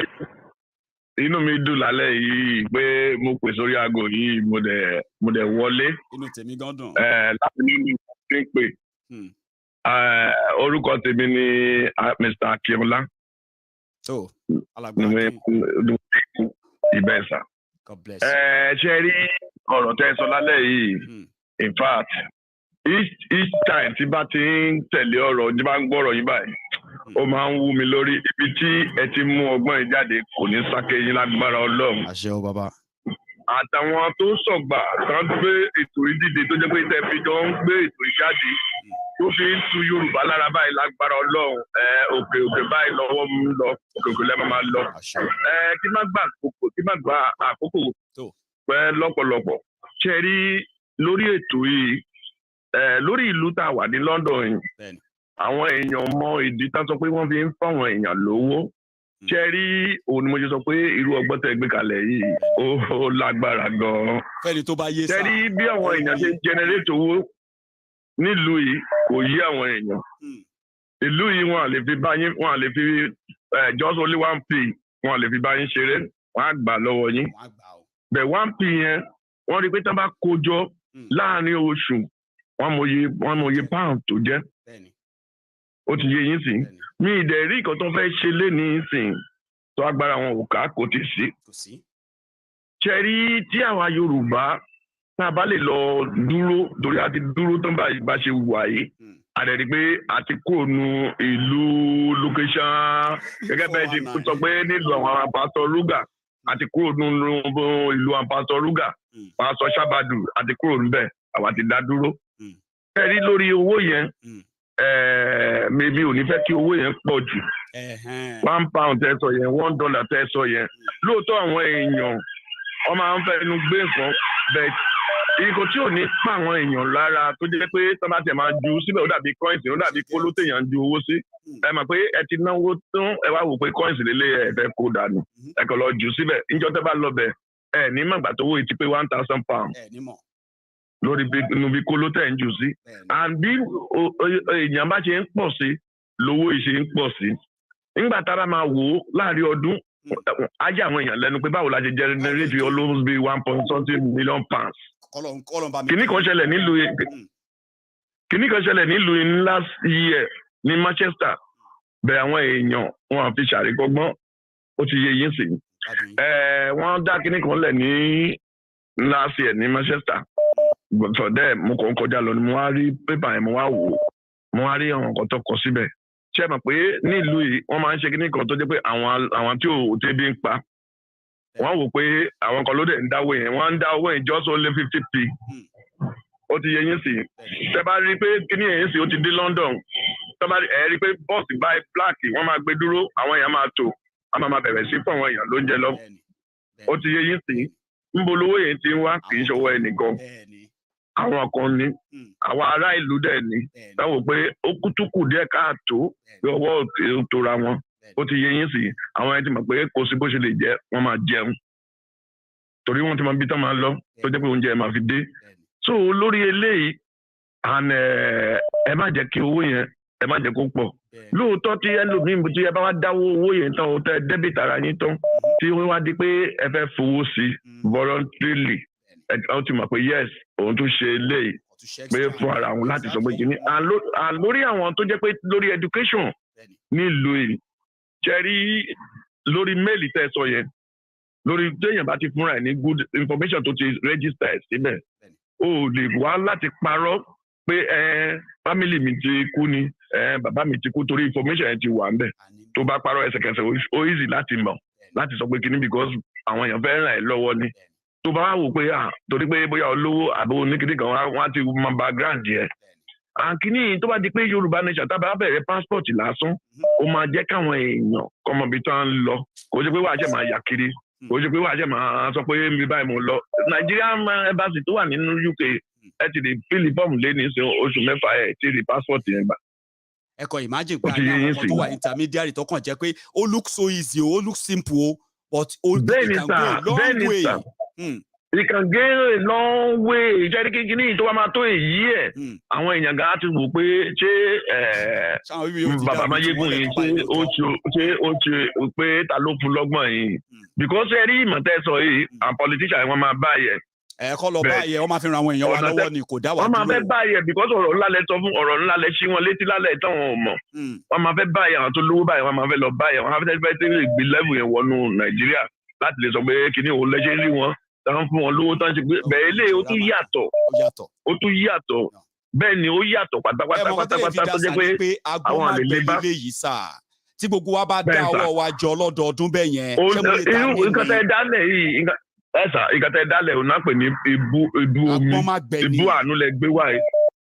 ibú àánú lẹ gbé wáyé tó jẹ́ pé láyé tí Yorùbá bá ń jẹ́ Yorùbá bàbá orúkọ yìí ò lè parẹ́ láyé lórí kìíní because ṣẹ́rí ọmọ máa ná owó ń bẹ̀ owó òdẹ̀ ní tán ọmọ máa mówó jáde owó òdẹ̀ ní tán ó máa yà àwọn èèyàn lẹ́nu ni nígbà tó bá wá di pé gbogbo Yorùbá ti wá dé pé àtọmọdé ọmọ tá a bí lóòjọ́ tó yẹ pé tó ti rí pé ó dùn pé tẹ́ bá ti bímọ báyìí ó ti di dandan pé ìyà ò lè jẹ́ bó bá wù bàbá ẹ̀ bẹ́ẹ̀ sà bó bá wù bàbá ẹ̀ kó sá bó bá wù bàbá ẹ̀ bẹ́ẹ̀ sà bó bá wù bàbá ẹ̀ kó sá lọ tó bá wù ìyá ẹ̀ kó fi sílẹ̀ ọmọ máa jẹ́ èèyàn ó dẹ̀ máa jẹ́ ọmọ ọkọ bẹ́ẹ̀ sà ṣé nílùú London ṣe ẹ̀rọ máa lè rí ni báwo náà ṣe ń ṣe kò sọ́ máa lè yes sà irú nǹkan tẹ́ ṣe yìí ṣé rí in fact kọ́lọ́ mi máa jẹ́ pé àwọn parliament kan máa ti pè é sí pé why you wait ta ló fún yín strategy because mi mọ bí tí mo jókòó láti gbàtẹ́ ti ń sọ̀rọ̀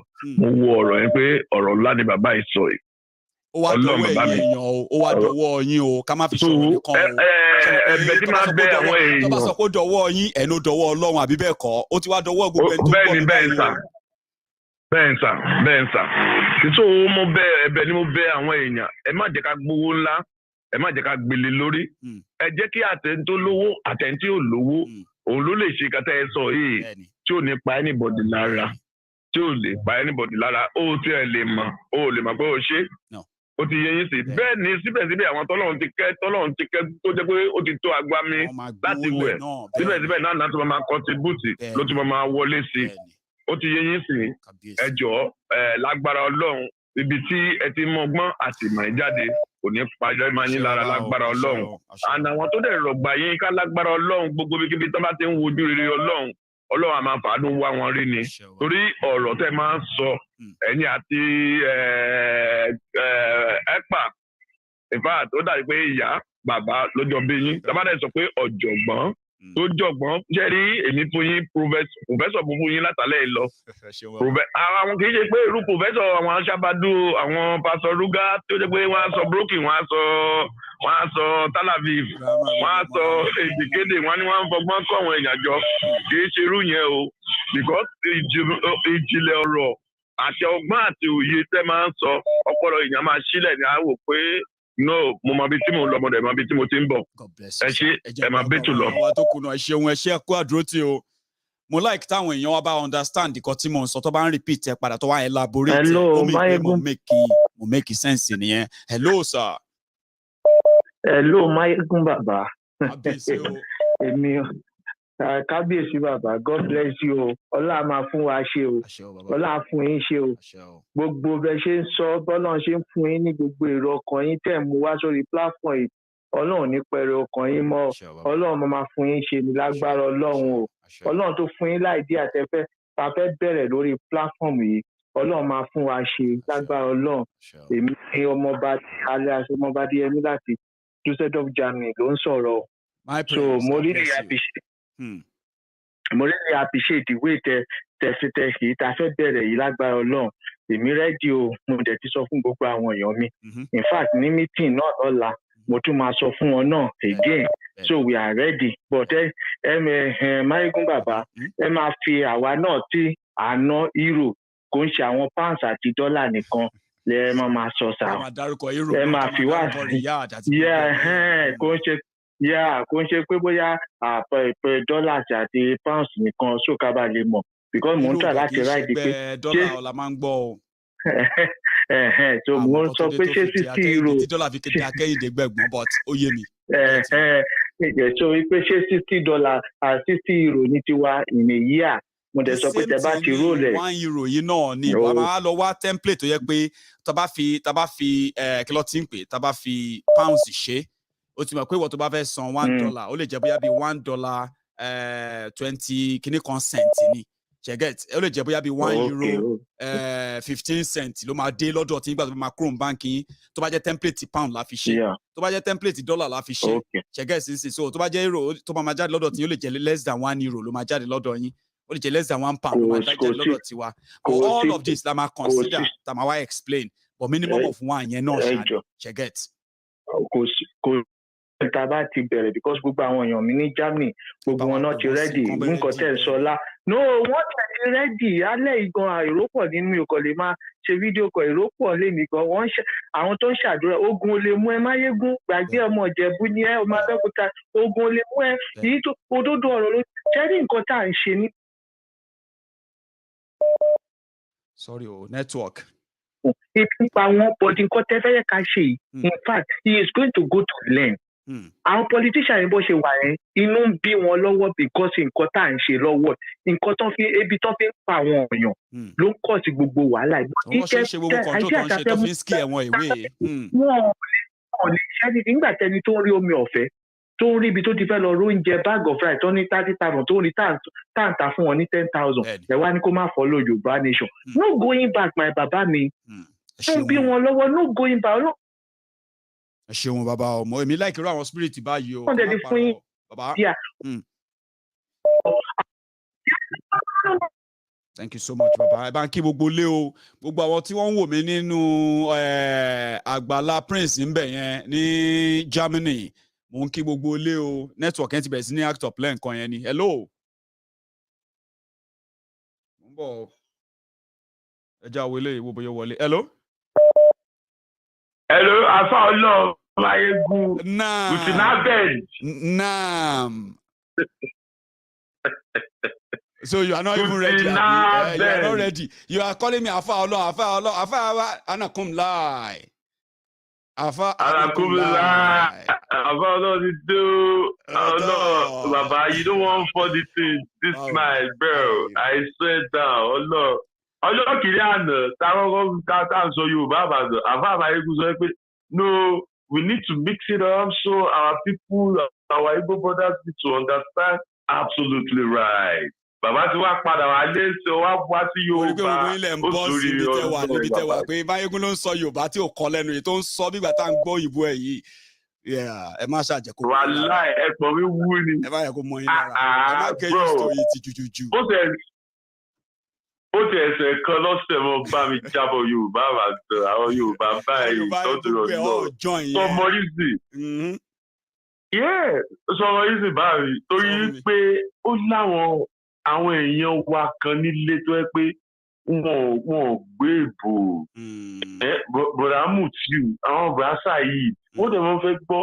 Ṣùgbọ́n bí wọ́n bá ti bẹ̀rẹ̀ sí lo gírámù oríṣiríṣi tó dàrú mọ́ wọn lójú, wọ́n lè pa TV. Wọ́n wò pé talalaye gan sọ YouTube gbogbo dédé. Jẹ́ ń gbọ́ Pàṣọ, jẹ́ ń gbọ́ Saheed Òṣùpá. Kí ni wí gan-an kan sá pariwo Yorùbá ní sọ kí ló sọ àkúmọ̀ lójú kámẹ́rà ń bẹ̀ òun gbogbo rẹ̀ ń sọ gbogbo rẹ̀ àgbọ̀n tí ń sọ. Mo kàn ń gbọ́ Nàìjíríà, mo ń gbọ́ Tinubu, mo ń gbọ́ Ọbásanjọ́ ni. Gbogbo Yorùbá bẹ́ẹ̀ ni ìrànjú ọmọ pàápàá channel ń jàre. Wàlá wíwá àwọn àfáà yìí tá à ń sọ àwọn bàbá Mutiu, bàbá Rasidi, bàbá Yekini, gbogbo wọn tó yẹ pé wọ́n ìwà ẹ̀wọ̀n lọ ṣe mechanical engineering university o ṣùgbọ́n wọ́n lè tú engine mọ́tò. Wọ́n lè palẹ̀ bí mọ́tò tó ti rust àwọn ìjàpá àwọn Mercedes Benz 230 yẹn tó ti bàjẹ́ wọ́n lè tún ṣe táti tuntun tó wá tún paint yẹ. Wọ́n dẹ̀ ṣe mechanical engineering o. Imagine smartness, greatness. Wọ́n lè fi alternator Honda wọ́n máa fi sínú Toyota àdẹ̀ sí 7 years. Tádẹ̀ máa wọ gíà ṣeré, tádẹ̀ máa flow epo. Àwọ̀ gíà mi ìríbi tó yìnbó ti máa lọ fi mọ́tò sí gíà látàbẹ̀ mọ́tò látàbẹ̀ bonnet. Wọ́n á fi mọ́tò sí jam one. Tádẹ̀ máa change lọ tí wọ́n máa fi dé Mọ̀lété, tí wọ́n máa fi dé Sódì, tí wọ́n máa fi dé Àkúrẹ́, tí wọ́n máa fi dé Ìyànàpájà, tí wọ́n máa fi dé Ìjẹ̀bú Òde. Wọ́n máa dé bẹ̀ láyọ̀ àtàràfẹ́ kásán láyọ̀. Ẹlẹ́dẹ̀ àdọ́yọ̀ ni. You know so. Adoyo, you feel me, bro? So I mean, Kini, this nice program special, Baba. With this one now evergreen. This program tonight is evergreen. Yeah. Apart from the Yoruba, the idea yìí. Bọ́ ilé mú gbogbo idea yìí wá, èmi kò kó lè tiẹ̀ Johnson ni mo ń present.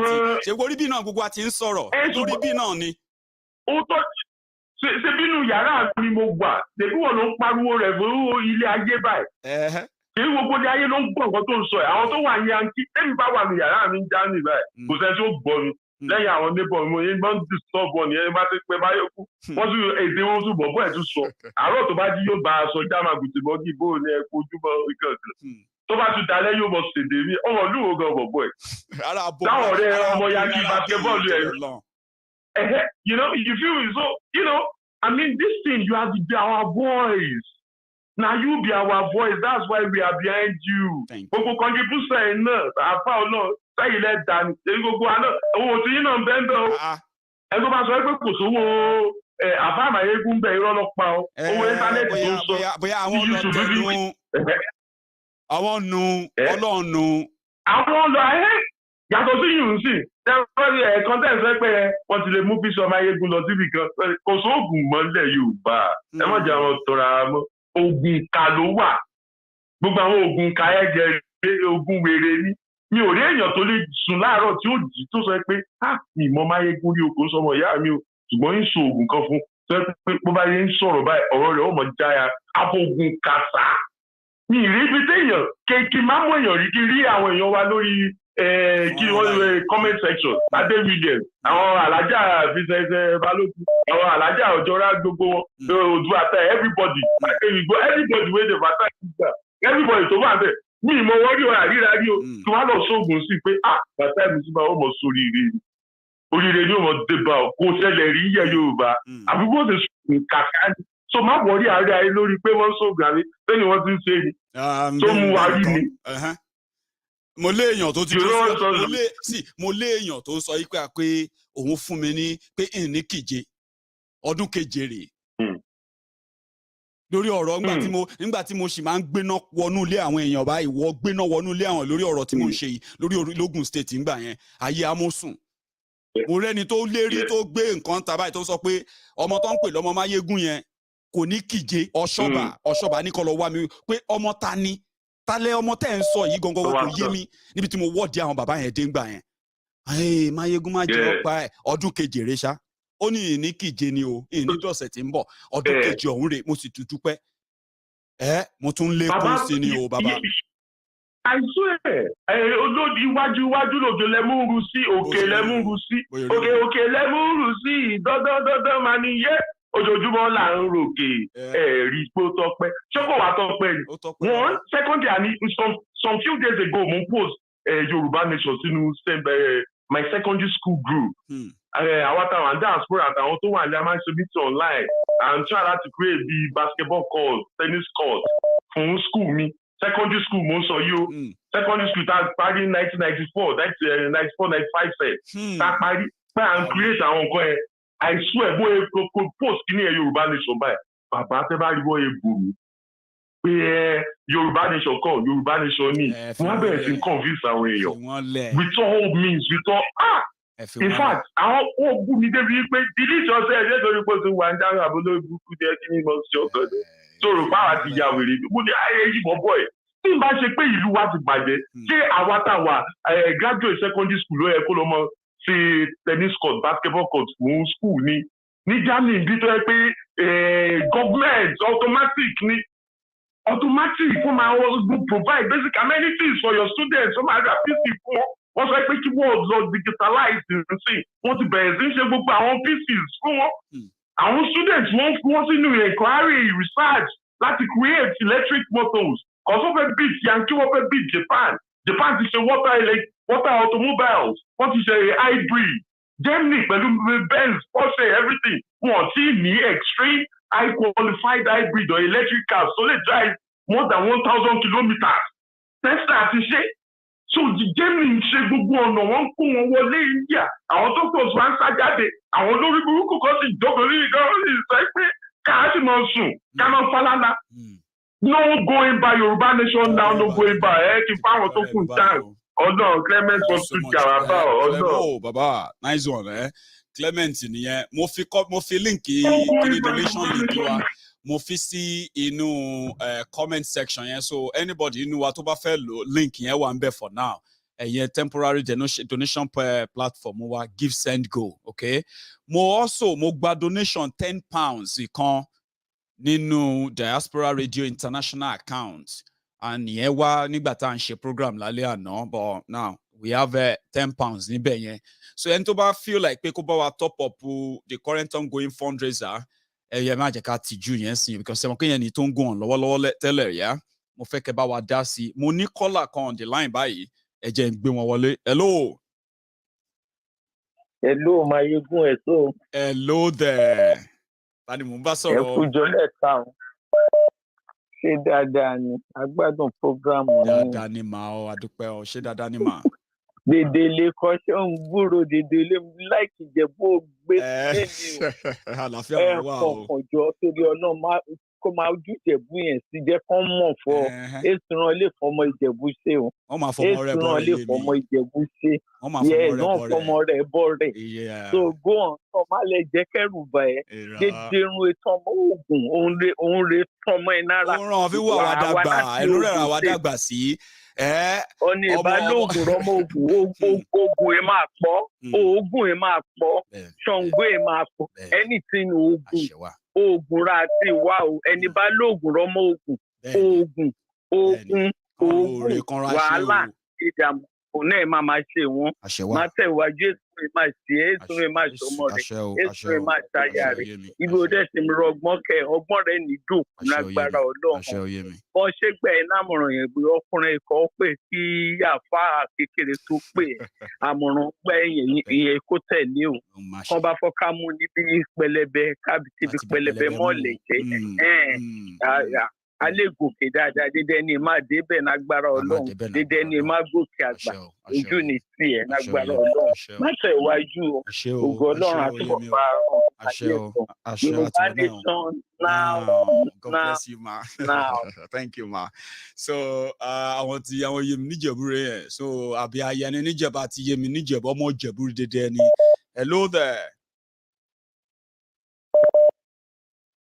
Hello, ṣé ẹ gbọ́ mi báyìí?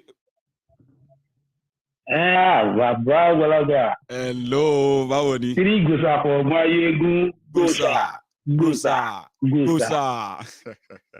This is Mr. Idowu, the first time calling. Say that again. Your name? 2 years now. Idowu IDK. First time caller. So that's how we welcome our first time callers now. How are you, sir? I will always be glad. Even going between work glad day, we do stuff with their friends who are Nigeria work with. Cool had Maiyegun General now. God bless you, sir. To pay favor. We should pay favor. Now, very púpọ̀ wa mo sọ kí nìkan fún Koiki Media náà ní àárọ̀ yìí. Yes, sir. Very problem ta ní pọ̀ mọ́ Nàìjíríà. Wọ́n ti fi ògùn yẹn dè wá mọ́lẹ̀. Fẹ̀rẹ́ ni tó bá ti ń jáde kúrò nínú Nàìjíríà ni òun lójú ẹ̀ ṣẹ̀ṣẹ̀ máa ń là. Ibi kò lọ sí kọ́mọ ìfẹ̀mẹ̀ bẹ́ẹ̀ ọ̀sẹ̀mẹ̀ yẹn ní Kòtónú ẹ̀ máa wà ojú ẹ̀ máa kò tó súnmọ́ rẹ̀ ojú ẹ̀ máa là yìí pé nínú play trade náà wà. Ní ìgbèkùn náà wà.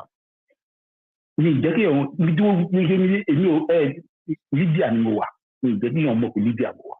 Ẹ̀dá mo thousands of Nigerians ọmọ Yorùbá tó wọ̀ ní Libya. This is my 3.5 years in this Libya. Wow. Mo mọ tójú wa ń rí nínú ìlú yìí. Mo mọ àwọn èèyàn tí mò ń convince mi. Mo mọ bọ́ wọn tó jẹ́ àwọn Yorùbá wa tó ti pẹ́ níbi tó wà ní báṣì tí wọ́n ṣe yàmàjàmà tí wọ́n pọ̀ wọn mọ wa ṣòkò. Yes. Ṣé ń gbádùn yé sí? Gbádùn yín o bàbá. So problem yẹn dẹ̀ ti sọ̀rọ̀ bẹ́ẹ̀ ni o. Go on. What is gate? So problem is of course credit.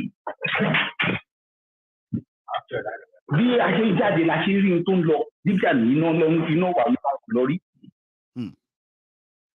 Bí a ṣe pọ̀ wọ́n ṣe ní gọ́ọ̀mẹ̀ntì. Now ṣe rí ìtẹ́sọ yẹn God made me èmi fún ara mi ti rò mo ti raise ẹ̀ yìí bọ́ mo wò pé ká mi jẹ́ sọ fún. Tèmi tó kù Nàìjíríà I'm electrical engineer. Wow. Mo dé ìlú yìí mo change iṣẹ́ mi. Àràbù lè gbéṣẹ́ fún ẹni. Àràbù ń gbéṣẹ́ fún yàrá fún yàn. Wọ́n máa gbéṣẹ́ para wọn ni. Because they don't trust. I have to divert to house painting. Púpọ̀ ọmọ wa they are all learned here. Kò sí bẹ́ẹ̀ ṣe lè ní o perfect ní Germany whatever. If you come with that you first of all learn. The way the standard is in Libya as well. Kàṣẹ wa sọ yìí pé ìyá tí a ti jẹ́ Nàìjíríà lẹ́yìn ìgbà tó kọ́ṣẹ́ tàbí ṣe gbá. Mo pa ìfẹ́ mi yẹn mo ti pàtì. When I go back to Nigeria, I will continue to do it. To something else. I will electrical, what do they call it? College. Electrical college. So I will remember Kintoko Nigeria and Mako and Mokiki job on what to initial family matter of sack in share. I will train them. Only the home lesson. But we go Nigeria and do Jini Musalo. Story life for many of us. So that is it. And what one don't cross Libya Sea, Libya Mediterranean Sea, they are dying. People are dying squarely. kò sẹ́ni tẹ́ máa sọ ọ̀rọ̀ Yorùbá nation fún nọ́ọ̀nì sí Nàìjíríà rẹ̀ tó máa kọ́kọ́ attend sí God made me and you. No, Ademo, why? That's true. We are people, they are hungered. I spent nothing less than 150,000 naira. Tell me about it. Ọmọ ṣe ń pè mí ọmọ mi náà wà ń bẹ̀ owó school fees àbúrò náà wà ń bẹ̀ they are all calling. Sharing part of education test on it. Yeah. We know that Tinubu dey always be worse. Tinubu worries it because that is where it is generating the revenue. Do you understand? Bá ṣe fẹ́ ṣe tó jẹ́ pé education yẹn tó jẹ́ pé tí wọ́n ní padà takùn wá ẹ máa ní mẹ́sàgì mo send yìí pé is under probability. Because I know Lagos, I was in Lagos, I was born in Lagos, ọmọ Mushinimi to the core. I know how he's generating his money every day. We know how much tax fún ara wọn san àwọn tẹjú oníṣẹ́ ọwọ́. Ayé òde ṣe wá. Àwọn ìjọba yìí ló ń ṣe wá àtọwọn pásítọ̀. Mo wọ̀ ní ìmú mọ̀ ipá yóò ṣe wá bí wọ́n ṣe wọ́n lu ìyàwó lè rò paríparí ṣe wọ́n dídí àwọn òpáyé ṣe yàn. Because they are collecting their salary at the end of the month as well. And they are living fine. Thank you so much. You too, the government. So, Terry, see, I better get you are Libya. We have thousands of people that we can able to call as well. Okay, come and sign. Àwọn oníbẹ̀rẹ̀ ẹmọ tó tẹ̀ ṣẹlẹ̀ ní pé program alẹ́ yìí nǹkan tí mo fẹ́ kí program alẹ́ yìí achieve ní pé majority àwọn tó wò mí lálẹ́ yìí na majority wọ́n ti ní nǹkan tó ti dìmú lálẹ́ yìí tó lè fi bá àwọn èèyàn sọ̀rọ̀ pé àwo Yorùbá nation wàá rí nǹkan tá máa ṣe wàá rí gbogbo nǹkan tá fẹ́ ṣe sórí idea wa àfẹ́ káwọn gbogbo majority ló ti ní one or two things tó ti dìmú nínú program lálẹ́ yìí tó wọn náà máa fi lọ sọ̀rọ̀ tó máa lọ develop so you are right. We are so we need to talk with ó ní àwọn boys kan tó jẹ́ pé wọ́n tẹ̀ fi mú ọ̀rọ̀ Yorùbá wọ́n ti sọ díẹ̀ ẹ̀sìn mo sì bá wọn fà lálẹ́ seriously pé orí yóò pè ní tí ọpọlọ yín sórí kodò ní ẹni náà ń kó lọ sí wọn kàkan tí ọpọlọ yín sórí kodò ní tí Ọlọ́run ò ṣe ohun dáadáa bẹ́ẹ̀ sí ìlú Yorùbá ilẹ̀ Odùduwà ni Ọlọ́run dá omi tó ti ń jẹ́ omi tó ń yọ tútù ló ń yọ gbígbóná bẹ́ẹ̀ náà lọ́lọ́run ṣiṣẹ́ bẹ́ẹ̀ nílùú Mákà ohun mèremère bẹ́ẹ̀ lọ́nà ìṣe sílùú ilẹ̀ Yorùbá ilẹ̀ Odùduwà èyí sọ pé wọ́n ṣe ìṣẹ̀ṣe wọ́n bọ ẹbọ wọ́n ṣe bọ kí ni ìṣẹ́bọ náà kí ló ń jẹ́ ìtumọ̀ ẹ̀ àbọ̀kọlọ yín ti dọ́bà ẹ̀kẹ́wù lásán ó ti tán nìyẹn ti dẹ́ ti mọ̀ tán ní iṣẹ́ yìí lọ́lọ́run ẹ̀yin ni píye Ọlọ́run ní tẹ́ǹtì jọ́ọ̀jì Ọlọ́run ẹ padà sílé ẹ lọ kọ́ ìṣẹ̀ṣe ẹ lọ kọ́ ilé làbọ̀ sí ní oko yẹn mọ́ Ìbàdàn tẹ́ ti sọ lẹ́nu ẹ padà sílé ẹ lọ kọ́ ìṣẹ̀ṣe ọ ní ọmọ tó sọ lẹ́nu ó ṣàpòyà kọ́ ni. So many things remember ọmọ so man lecture won't be right. I know your motor face on some of my millions of naira lọ́wọ́ wọn pé ọ̀nùwó tó fi gbé wọn wọlé which is bad. Everybody I'm always the white the bank gbọ́ ẹ̀ wọ́n á fẹ́ lè takò àwọn tó ń gbé wọlé pé ní máa ń bí wọn ṣẹ́. So the only thing that we tap with iṣẹ́ sọ̀rọ̀ yìí pé the passport whatever. ẹ náà ẹ put àwọn èèyàn wá lè rí everywhere of course. Yes, àwọn tó ń gbé wọn tó wọ two desert wọn mú wọn sọ fún ọkọ passport wọlé wọn ò ní sọ fún àwọn tó fẹ́ gbé wọn wọlé yìí wọn ò dẹ̀ lè lọ sí ní family wọn kọ́ sọ pé kọ́kọ́ ọlọ́mọ tán wọn kọ́kọ́ ọlábùrò tán wọn ọmọ àbúrò ìyá wọn ọmọ ọlọ́mọ fi ń ṣe tòrútòrú gbogbo àwọn tó wà ní overs tó kọ́ máa gbọ́ nǹkan tí mo ń sọ àwọn tó wà ní Libya òun nìyà ń jẹ ní ìsìn wọn ti kọ àwọn Arab ní ti plan pé lẹ́yìn àwẹ̀ yìí táwọn ìbàdí tọ̀wọ́n tí bẹ́ẹ̀ bẹ́ẹ̀ sì máa kó àwọn èèyàn tó bá ń gbọ́ bá sọ pé Calabush wọ́n máa arrest àwọn èèyàn ni. Ṣẹ́ta nítọ̀wọ́n black náà ní Nàìjíríà náà ti mọ̀ pé gold ni wá bàbá gbogbo báyìí lọ́wọ́ kọ́ bá wọn 5,000 dinars wa which is 500,000 owó Nigeria money. àwọn àpè family back home kọ́ lè fi gbà wọ́n lẹ̀. Tani fẹ́ pé family back home lọ́sẹ̀ ọmọ tó ti sáré tó ti sá kúrò nílé àwọn tó jẹ́ àwọn ará wa tó máa bẹ̀ pé ẹjọ́ rẹ̀ ya mi wọn ta tó ń bá bẹ̀ tó ń bá jáde wọn aṣiṣẹ́ wọn adáwó yín padà fún yín back to square one. gbàlá fẹ́ ṣe yẹn dà. So, God bless you. You know, yeah, Mungbo, go on. I will still give you the details about the media here. And I have some people at Italy as well. If I'm able to call them, if my younger ones there, this is what I want you to be doing for me right now. Yes. Thank you, Baba. Let me volunteer. Nice one. In fact, more appreciate God bless you. Thank you. Hello. Nice one. So, Africa Confidential. 1 second, my caller. Africa Confidential. I've seen your super chat, by the way. Maiyegun, my own contribution, since some of us won't ever call in, is I think you should allow Sir Akintoye launch it officially to avoid any unnecessary rivalries and sabotage out of jealousy. Of course, now that's what we agreed to now. When Baba Akintoye came here to give his approval and his blessing, you all remember that we said when we are ready and it's ready to be launched, I will bring Baba Akintoye and possibly Baba Adeniran as well to come and be part of it. So yeah, we'll get to that stage now. We are never going to fight over who is going to launch or not. And mind you, Shebi, you know, say we know they care. Say anybody they jealous. Sabotage. Do you really actually think anybody can actually sabotage what we agree to do here? Well, I agree with you. Africa, confidential, because let's do it right and bring everybody on board. Avoid any kind of unnecessary misunderstanding that could likely be a distraction. I will call it a distraction.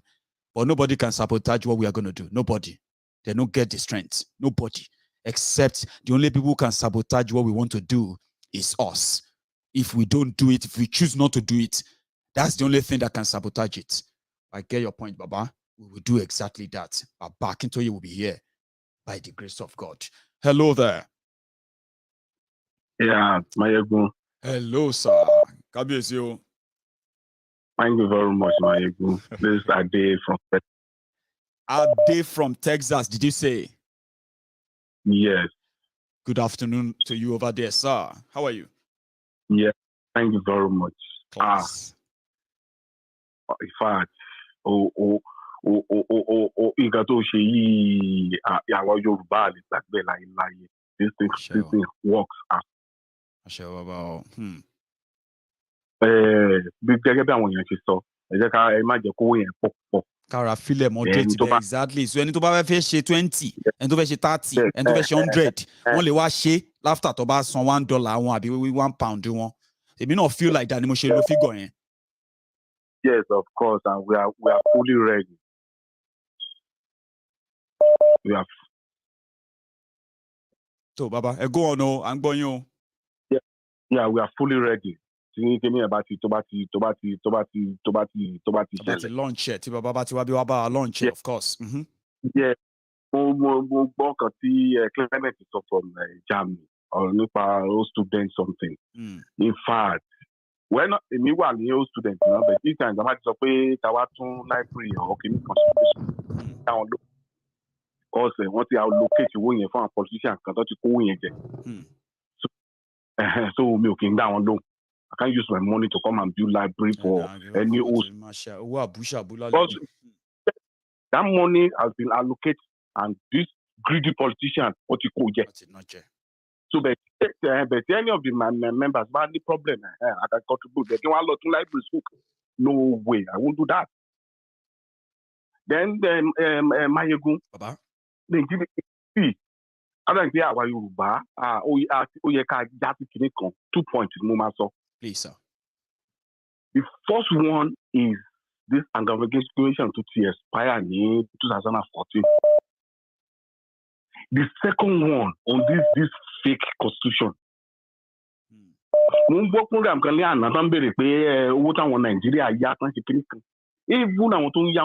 they are making a lot of mistakes. Firstly, the guy is expired. Secondly, they are using fake constitution.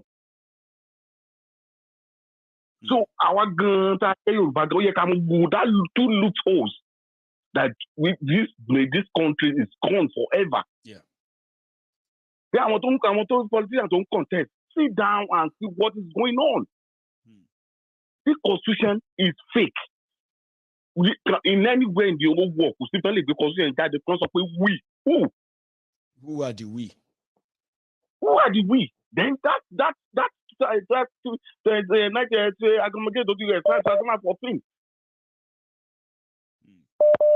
So I don't know. I don't know what is wrong with our politicians. They joke. Then we have lawyers. Son. Yes, that too. Say this thing. That two things can only take Nigeria finish. So Maiyegun, see, we are ready. Me personally, I'm ready. Fully ready. I mean, contribute to $1. It's a maybe $20. That is it. Thank you. Because let me tell you, it didn't power seriously. And with this program, we will fight there. It can go a long way, Benny. It's going to go a long way. Then Maiyegun, yes, sir. We need one signboard in Ondo State. The road linking between yes. Ṣé mo pé nígbà tá a kọ́ fẹ́ bẹ̀rẹ̀ idea signboard yìí a fẹ́ fi test ni ṣé wọ́n máa destroy àbọ̀ ní destroy ẹ̀. Èmi ń ka ọjọ́ èmi mọ̀ pé tí a bá fi data àwọn èèyàn mi Maiyegun jọ lọ rí bẹ́ẹ̀ but àì mọ̀ pé a fẹ́ sọ pé a máa wà strategical a máa ṣe ní ó ti àti lo ọ̀sẹ̀ kan tán o kò sí nǹkan tó ṣe àwọn billboard wa o mo ń dúró de report ní ọ̀túnla lọ́la ń sin àmàbọ̀ sí May now ọ̀túnla 2nd mo ń dúró de àwọn report gbogbo location gbogbo àwọn kìíní yẹn kọ́ rí pé everything ṣì dúró gbégbégbé kó tó di pé màá release another batch sa Ondo ló next Ekiti Kwara gbogbo àwọn bẹ̀rẹ̀ sa gbogbo follow yín. Maiyegun, yes sir. Maiyegun mo propose two sites kan ní Ondo State. Okay. It's either one in Ore or one in Akure in Owo Ado Ekiti Road, that junction. Good. Noted. But gbogbo àwọn tó ń lọ Abuja tán bá gba Ọ̀rẹ́ wọ́n á gba Ifẹ̀ wọ́n á cross sí Ọ̀wọ̀ wọ́n á lọ líkì Kogi ó ti yẹ bẹ́ẹ̀ yẹn. Bẹ́ẹ̀ni sir. Thank you very much, my brother. Noted. God Straight. bless you. you. Any nice night, yeah? Yes, sir. So, Moni, another caller, by the way. Hello there. Maiyegun. It is Rodney again from London. Rodney, how are you tonight, Baba? I'm fine, thank you. It's always a joy to hear that voice and that program. Baba.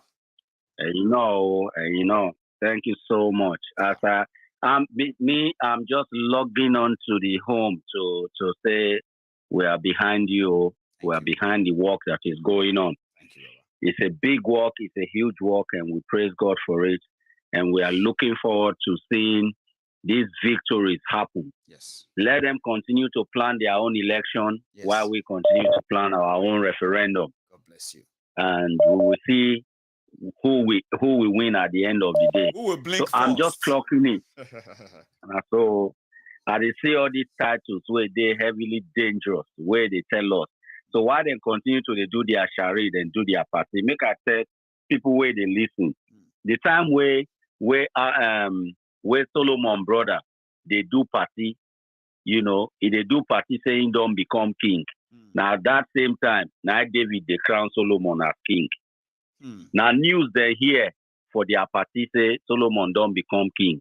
Now so it go be Yoruba Nation, it go land. Why they see they run around this scatter the part where I talk say they will not believe us, they will say waste of time. But by the time they will realize that when did they become this one? How did they become this? That's right. Who are those giving them money? Right. You know what I mean? It will be long gone. That's Trust right. me. That's right. With that tiny little, when David faced Goliath, he used just stones. He told Goliath said, look, am I a dog that you come to me with stones and whatever, you know, catapult? And remember that he expects that the Israelites will think that he is God, but they reverse it. He sees himself now like a dog, you know. And I tell you, the people who are playing themselves around as gods, they are dogs. And the time will come, the same way they have their own millions of billions of dollars that they've stolen, oil, everything that they've collaborated with the Western world to steal.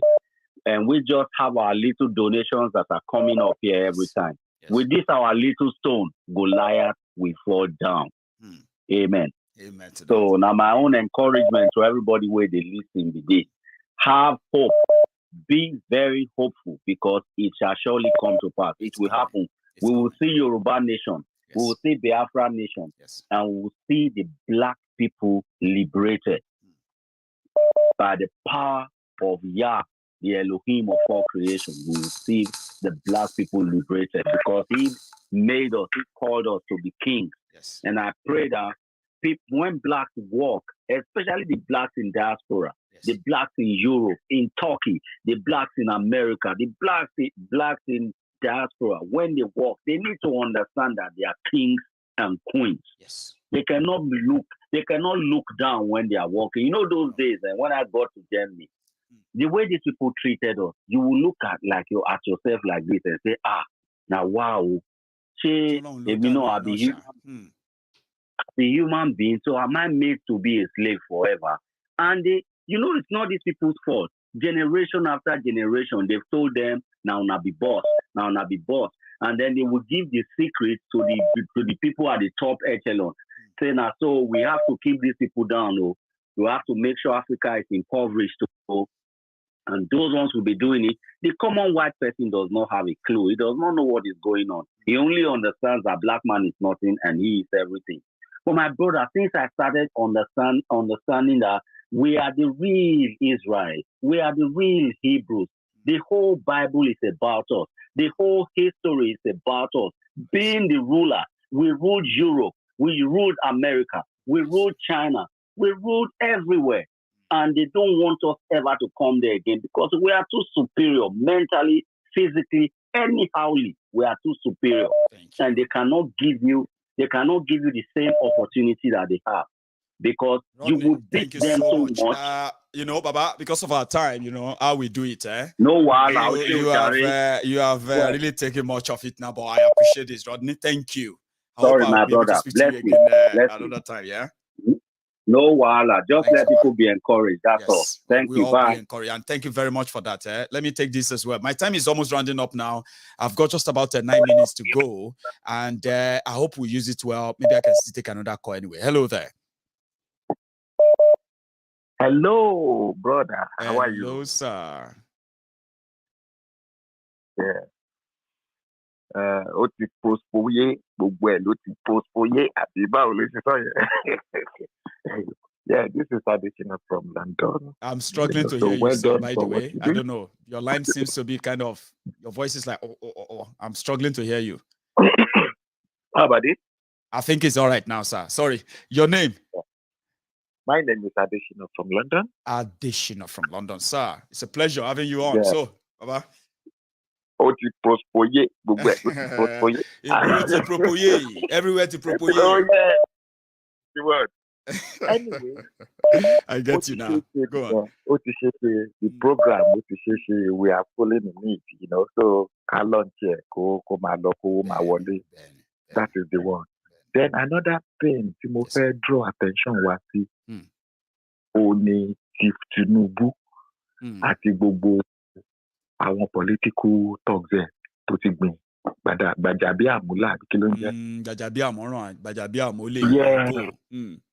You know what?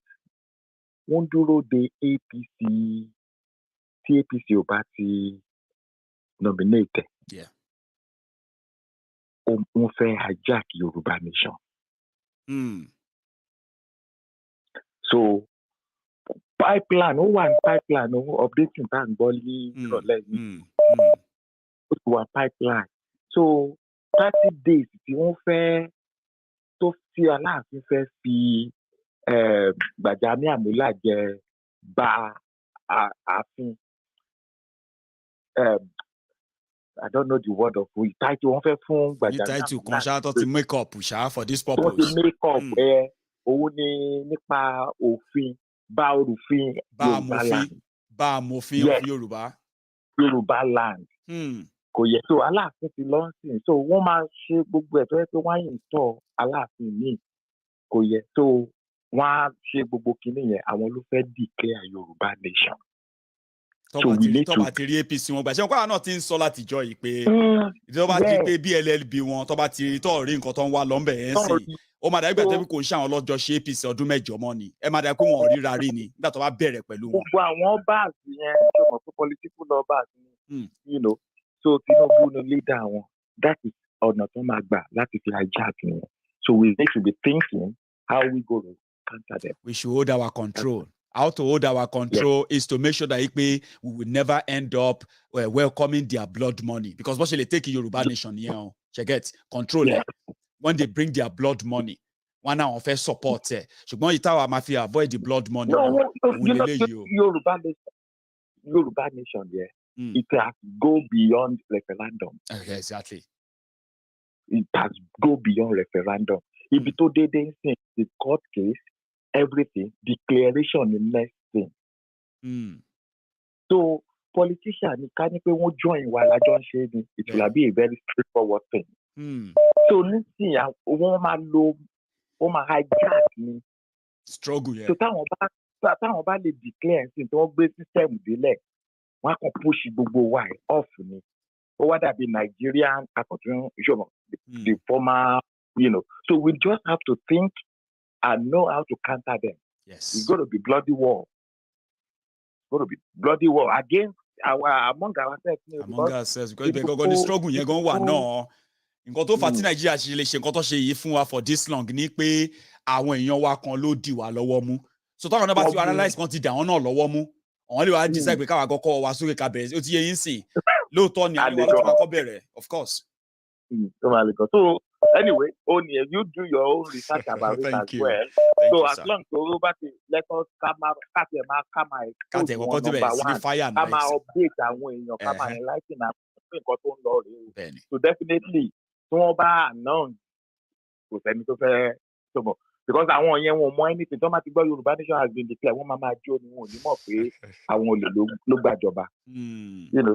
That's my contribution. God bless you. Come and beat you out to it. We'll get to drift in, yes, sir. Let me take one last one, which will be our last call for tonight, and then I will call it a night. So, hello. I better hello, Baba. Can you hear me? Yeah, mo ti gbìyànjú láti Yorùbá lè mi máa sọ o. Oh yeah, now go for it. Now alẹ́ wa láwa yìí. Everybody can feel cool láti nǹkan. Kọ́lá lorúkọ mi láti London. Alàgbà Kọ́lá láti London, sir. Yeah. Eré pa ni wọ́n ń pe gbogbo ń tẹ̀ ń ṣe yìí o. Ìgbà tẹ́rẹ̀ yẹn bá máa di ìjà tán, agbára wọn ò ní ká. Eré pa yẹn máa padà dìjà, kò tẹ́ gbá wọn ò ní ká. Kò wá ní ká mọ́. Àwọn gan wọ́n rìn wọ́n ń bojú wẹ̀yìn.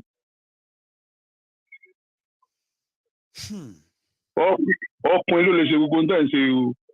Ọkùnrin ni yín. Ẹ múra sí i. Ẹ máa ṣe. Ẹ múra sí i. Ẹ máa ṣe.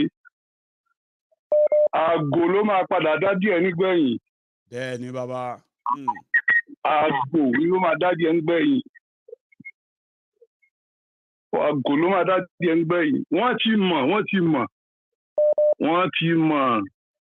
Tìfura àwọn gan fi rìn báyìí. Wọ́n ti mọ̀. Wọ́n ti kójú sí pàkọ́ báyìí pé anytime làlámù lè blow. Wọ́n ti mọ̀. Gbogbo à ń lọ mọ́kà yẹn, à ń lọ gbà ńlá wo. Wọ́n ti mọ̀ pé kàjó pé ẹ̀sìn ló lè jẹ gbogbo wa. Ẹ̀sìn bá lọ gbé wá. Tán fi camouflage wa, wọ́n ti mọ̀ pé ló lè jẹ gbogbo wa ní gbogbo ọ̀nà tó ń gbà yẹn. Ṣùgbọ́n gbogbo ohun tó ń tán lọ́dún eégún. Ó ti tán. Wọ́n ti bu nǹkan tó máa bù, anybody ti bu nǹkan tó máa bù. Àmì olóṣèlú ni mí. Èmi gan láti ilẹ̀ mò ń wò yín gẹ́gẹ́ bí wàá pẹ̀ ń ṣeré pẹ̀ ń jarun pa ni. Bọ̀dé eré ti dò sọ́rọ̀. Ó ti dòótọ́, ó ti dìjà pàpàtà, ó ti dòótọ́.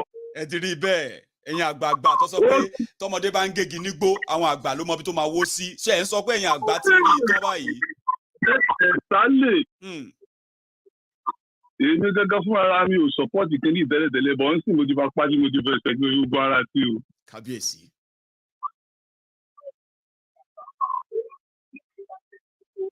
tó ẹ ṣeun bàbá ẹ jẹ́ gbé last one yẹn náà so oh dear okay now máa gbé last call wa mo like alàkọ́lá tó wà bẹ́ẹ̀ but mo lé ọ̀kan náà bí iná àwọn àwòrán ṣàṣàkọ́ nìyí báyìí hello bàbá. Maiyegun General. Kábíyèsí o. Bàbá rẹ̀ á gbé o. Àṣẹ o. Ọkùnrin mẹ́ta. Kábíyèsí bàbá. Ọkùnrin kókó bí ìjà. Ọkùnrin kúnkún. Èmi nu bàbá. O ṣe mo fi dá lálẹ́ gàràgà o. Kábíyèsí o. Kábíyèsí bá everything. Bàbá mo wà ní omi kọjá ìyára mi o. Bá ní gbogbo nǹkan. Àdúpẹ́ lọ́wọ́ rẹ̀. Mo kàn ní kí n fi kún àwọn ọ̀rọ̀ díẹ̀ tán ti sọ ni mo ti kí gbogbo àwọn èèyàn tán sọ̀rọ̀ látàárọ̀. Mo kí wọn pé wọ́n ṣe gan wọ́n kó àdó tí wa lágbára Ọlọ́run wa la máa délẹ̀ lérí bí sínú àbá dẹ̀ jiná tán wọn ò ní fi ẹnì kankan wá sí àwátì. Nínú àwọn èyí tó jẹ jáde lénìí lórí ọ̀rọ̀ rescue fund yẹn mo fẹ́ ọkọ̀ sọ kí tó bá sọ àwọn ilé tó fẹ́ sọ. tó ẹ bá wa nọ́mbẹ́ o. owó registration fees yẹn owó registration fees yẹn ẹ bá wa ṣe kẹjẹ kó jẹ pé dọ́là lè máa ṣe separate ẹ jọ. because ṣẹ́rí tẹ bá fi pound ṣe oúnjẹ kó difficult fún wa tí wọ́n ń já lórí àwa tá a wà ní Europe ó ń pọ̀ ju fún commission. right. ṣe ti ọ̀rọ̀ sáà lẹ́yìn. ó yé mi.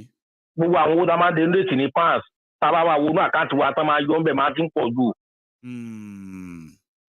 ṣe ọ̀sán mi kéèyàn san €2 ní pounds kan yọ bí €5. ṣé mọ nǹkan tó ṣẹlẹ̀ jẹ́ kó tiẹ̀ easy fún yín báyìí ṣe rí níbi tá a sọ yìí yá wọ́n ṣe débi pé ó dẹrùn débi pé tó bá jẹ́ euro lẹ fẹ́ san euro lẹ máa fi san tó bá jẹ́ dọ́là ní ibi tẹ́ wà dọ́là lẹ máa fi àwọn tó kàn lè ní issue ní àwọn èèyàn tí wọ́n sí láwọn àdúgbò yẹn tó kàn lè lo dollars níbi táwọn wà nìkan generally so kò kí ń ṣe pé bóyá pé ẹ máa ní láti dandan convert owó yín sí dọ́là àbí convert ẹ̀ sí pounds o nǹkan tá à ń plan láti ṣe tẹ́ bá jẹ́ euro kí ni lẹ fẹ́ san ó ti yẹn sì bẹ́ẹ̀ bá yẹn pay yẹn euro ló máa charge yín €1 yẹn náà ni tó bá jẹ́ dọ́là lẹ fẹ́ pay $1 yẹn náà ni but ṣé wáyé pé wá ń lò láti ibi tó jẹ́ pé outside those places wọ́n lè wá charge yín ní exchange rate wọn ó ti gẹ́yìn sí bọ́ ó get the drift yín dollar template mo follow yín sir. okay that's very good. ṣé ìyẹn ti clear bẹ́ẹ̀ ṣe rí eléyìí tí wọ́n sọ pé lọ́pẹ̀sì tàn wá yẹn ẹni tó bá ń tan rẹ̀ ló ń tan rẹ̀ ẹ̀sùn yẹ kó tàn yàn èèyàn lọ Mẹ́kà ó lọ kírun ó lọ ṣègbè ó lọ ṣáájì ṣé ẹ̀sìn tó fi ń tàn wá yẹn ó ló máa sanwó léèwé ọmọ ẹ̀ ó ló máa fún lóúnjẹ nulẹ̀ pé Tinubu lọ sí Mẹ́kà nítorí ó fẹ́ jẹ president yẹn ló máa sanwó léèwé ọmọ ẹ̀ ó ló máa sanwó títú ẹ̀ níbo ni Tinubu wà láti bí 20 ọdún sẹ́yìn nígbà tó jẹ gọ́vnà kí làwọn nǹkan tó gbé ṣe ṣé a lè tọ́ka sọ títù kan nígboro Èkó tí wọ́n ti lè tọ́jú aláìsàn ṣé wọ́n run free education lẹ́kọ̀ọ́. hospital tó dálẹ̀ tó fún wọn run free health services. so téèyàn bá kan tan rẹ̀ kò sí nǹkan kan lọ́pọ̀lọ́ àwọn ará bíi mọ́ di ó ń lè tó wà lọ́pọ̀lọ́ wọn lè ní àbẹ́wò sáà ní. inú mi èmi ò go against wọn ọlọ́run kéṣù sí wọn kọ́ máa fà kalẹ̀ kọ́ bá wa declare ẹ̀ ká gba Yorùbá Nation ká declare ìgbà yá wá kú láàrin ara wa ìgbà yẹn náà tó wá mọ̀ pé akínóbì lẹ́jà ṣé bí a ti ọwọ́ àwọn àbí kò kárí ara wa káwọn ẹni tó wá máa gbẹ̀lú wọ́n ní ẹ máa ń pè wá lálejò mọ́ àwa yín lánìlú káwá wọ ẹni tó máa gbẹ̀lú tó máa gbẹ̀lú mọ́ àwọn pẹ̀lú owó tó dìdá ní. tó àwa Yorùbá Nation ti di ejò tó pò bí títà náà ìta dúró dè ní pé kó ku àwa ara wa nítorí tá a bá ń bára wa jà ó máa fún ará ìtàláyè láti lè tẹ̀lé tètè wa láti fi gbogbo ẹ̀ àti para pé ká kọ́kọ́ fèsì tó ṣe wá ná tá a bá parí ẹ̀tọ́ kúkú sáré wa àti máa yọ kàdá kù lára rẹ̀ so ẹ máa bẹ́tò bọ̀ nítorí ẹni tó bá lọ ló bá kú so wo gbọ́dọ̀ ẹnu gbogbo eléyìí tó bá tún kù wá tó máa sọ ní abẹ́rẹ́ torí àtọ̀dọ̀. ẹ ṣeun àgbà onítọ́ lórílẹ̀ gbogbo àwọn èèyàn tó ti bá wa dá sí lálẹ́ yìí náà ẹ ṣé o àdúpẹ́ o ibi tó dé báyìí ni pé ká ṣe kí ni ká ṣe the grace ni o the grace of our Lord ọ̀wọ́ yóò dàpẹ́ ọkọ̀ ti ra wọlé báyìí o ẹ ló ń bẹ̀ yẹ sà. ẹ ló Maiyegun. tó bàbá ẹ̀yin lẹ ní just last 120 seconds ní ìtamọ̀ sí ìṣẹ́jú méjì péré sà ṣàlàfíà ni. Okay, àlàáfíà ni mo tẹ̀ tí ń try tipẹ́tipẹ́. tó in fact ọmọ pé mo sọ lánàá mo ní ọmọ ọkọ lògùn ọmọ àlè. bẹ́ẹ̀ ni bàbá.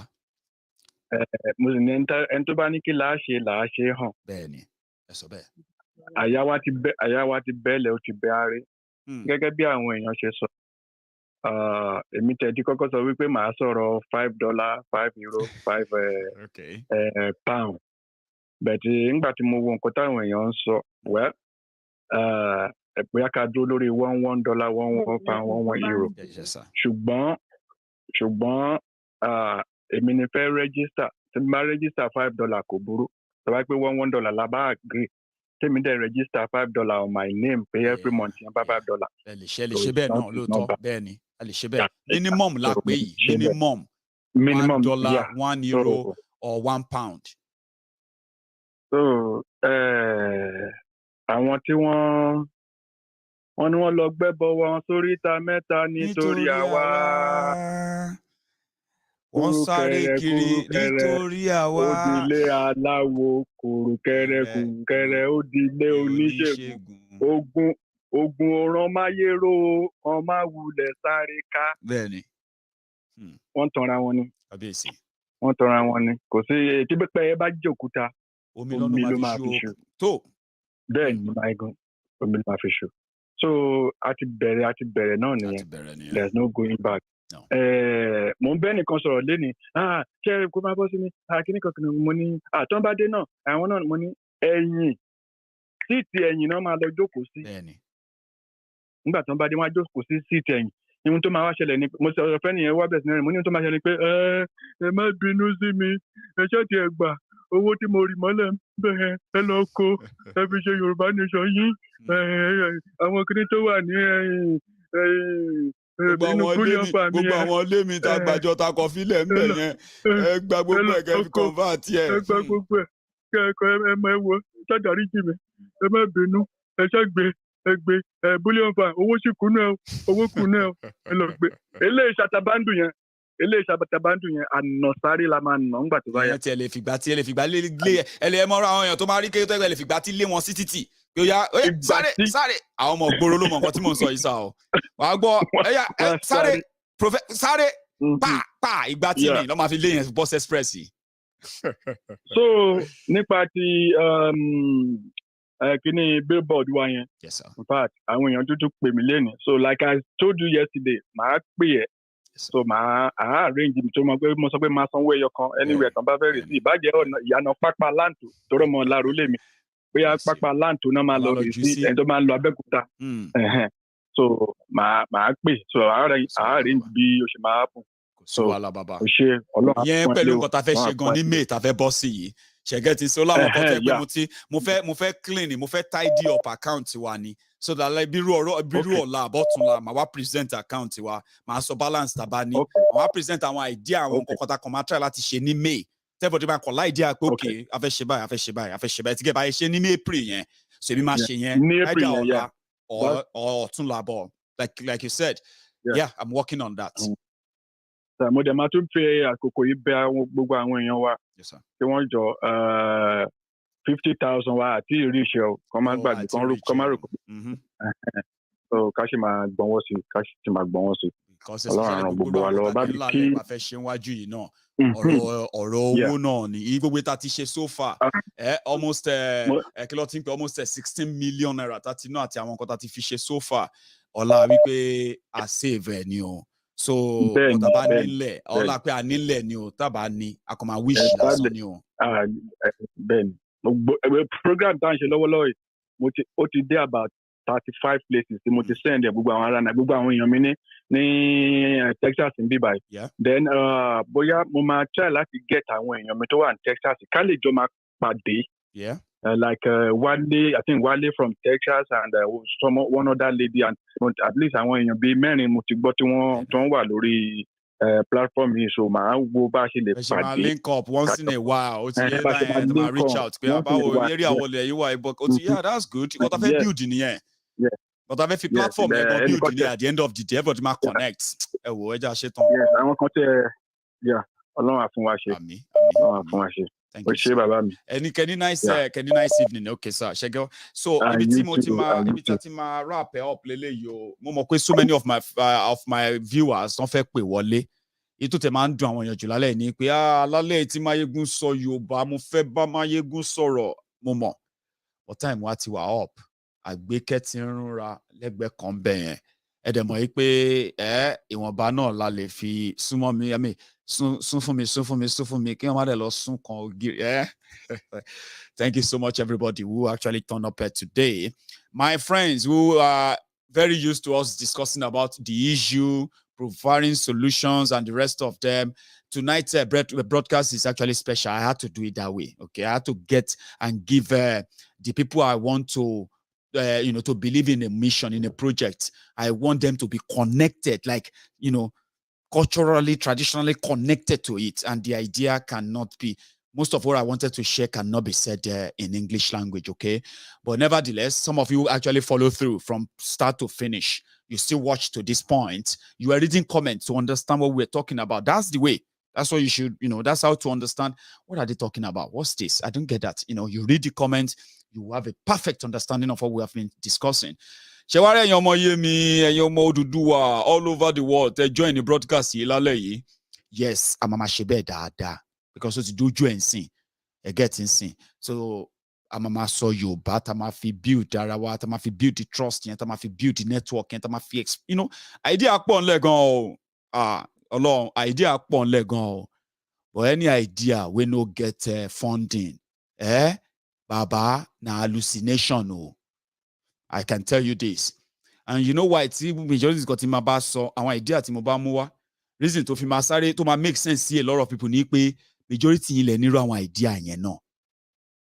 Because she said bit affect Bombisi, Obiti Wumbe, Maiyegun son koba man, I like this idea. It mean not to run kobe and re because she ma walk in here. Because think to new tomorrow book ten so let me no man picking come from. Gbogbo àwọn suggestion yín gbogbo àwọn every time everybody wá síbi àwọn princess gbogbo olórí everybody tó bá ń para yẹn gbogbo nǹkan everybody ń sọ yẹn èmi ń pick nǹkan kan nínú ẹ̀ mo ń wo àwọn nǹkan tó pé tá bá fuse ẹ̀ pọ̀ ó lè padà wá wúlò fún wa ká tún fi achieve nǹkan tá fẹ́ achieve ìyẹn ló bí wa débi tá dé yìí o ló gbé wa débi tá dé yìí o but nevertheless one of these days a máa ṣe báyìí because serious project lélẹ́yìí a máa ṣe báyìí Yorùbá ni máa sọ Yorùbá láti bẹ̀rẹ̀ títí the end. So the message here, ale dele kokontagbe. So I enjoy my life. I mean, I enjoyed myself tonight. So thank you very much to every one of you. All my super chat comrades who gave their support that way. Thank you.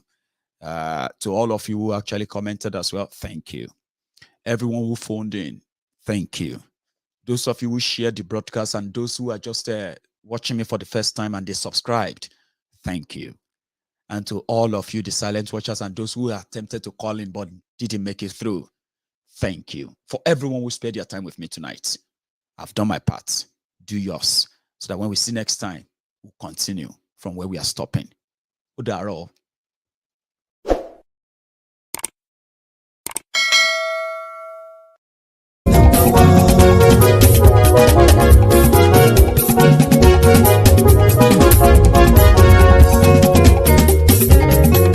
Àní ẹ̀sùn rákì.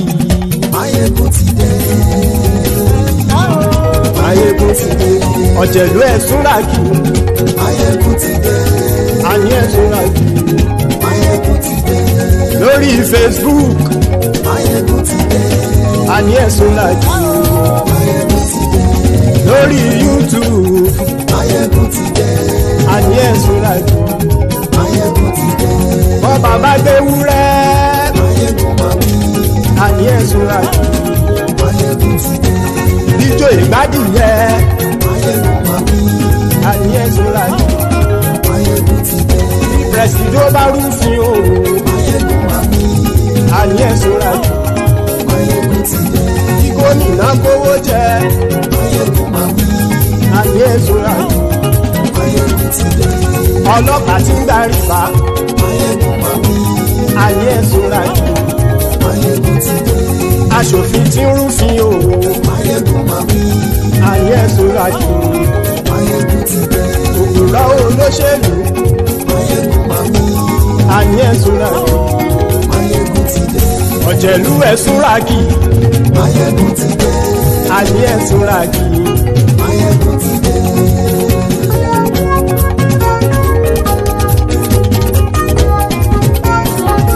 Maiyegun ti dé. gbogbo ọ̀jẹ̀lú ẹ̀ súnra kì. Maiyegun ti dé. gbogbo ọ̀jẹ̀lú ẹ̀ súnra kì. ṣùgbọ́n ní bá ti ṣe èyí tó yẹ kí wọ́n ṣe ọmọ bá dèrò ní fi wọ́n níran o. Maiyegun ti dé. gbogbo ọ̀jẹ̀lú ẹ̀ súnra kì. Maiyegun ti dé. gbogbo ọ̀jẹ̀lú ẹ̀ súnra kì. ṣùgbọ́n ní bá ti ṣe èyí tó yẹ kí wọ́n ṣe ọmọ bá dèrò ní fi wọ́n níran. wọ́n fowó bẹ́ẹ̀ o Maiyegun ó sọ pé wọ́n ò fẹ́ bẹ́ẹ̀. wọ́n fowó bẹ́ẹ̀ Maiyegun ó sọ pé wọ́n ò fẹ́ bẹ́ẹ̀. oníkan ṣáàtì ṣe èyí tó yẹ kí wọ́n ṣe fáwọn ará ìlú tó gbé wọn débẹ̀ o. Maiyegun ti dé. gbogbo ọ̀jẹ̀lú ẹ̀ súnra kì. Maiyegun ti dé. gbogbo ọ̀jẹ̀lú ẹ̀ súnra kì.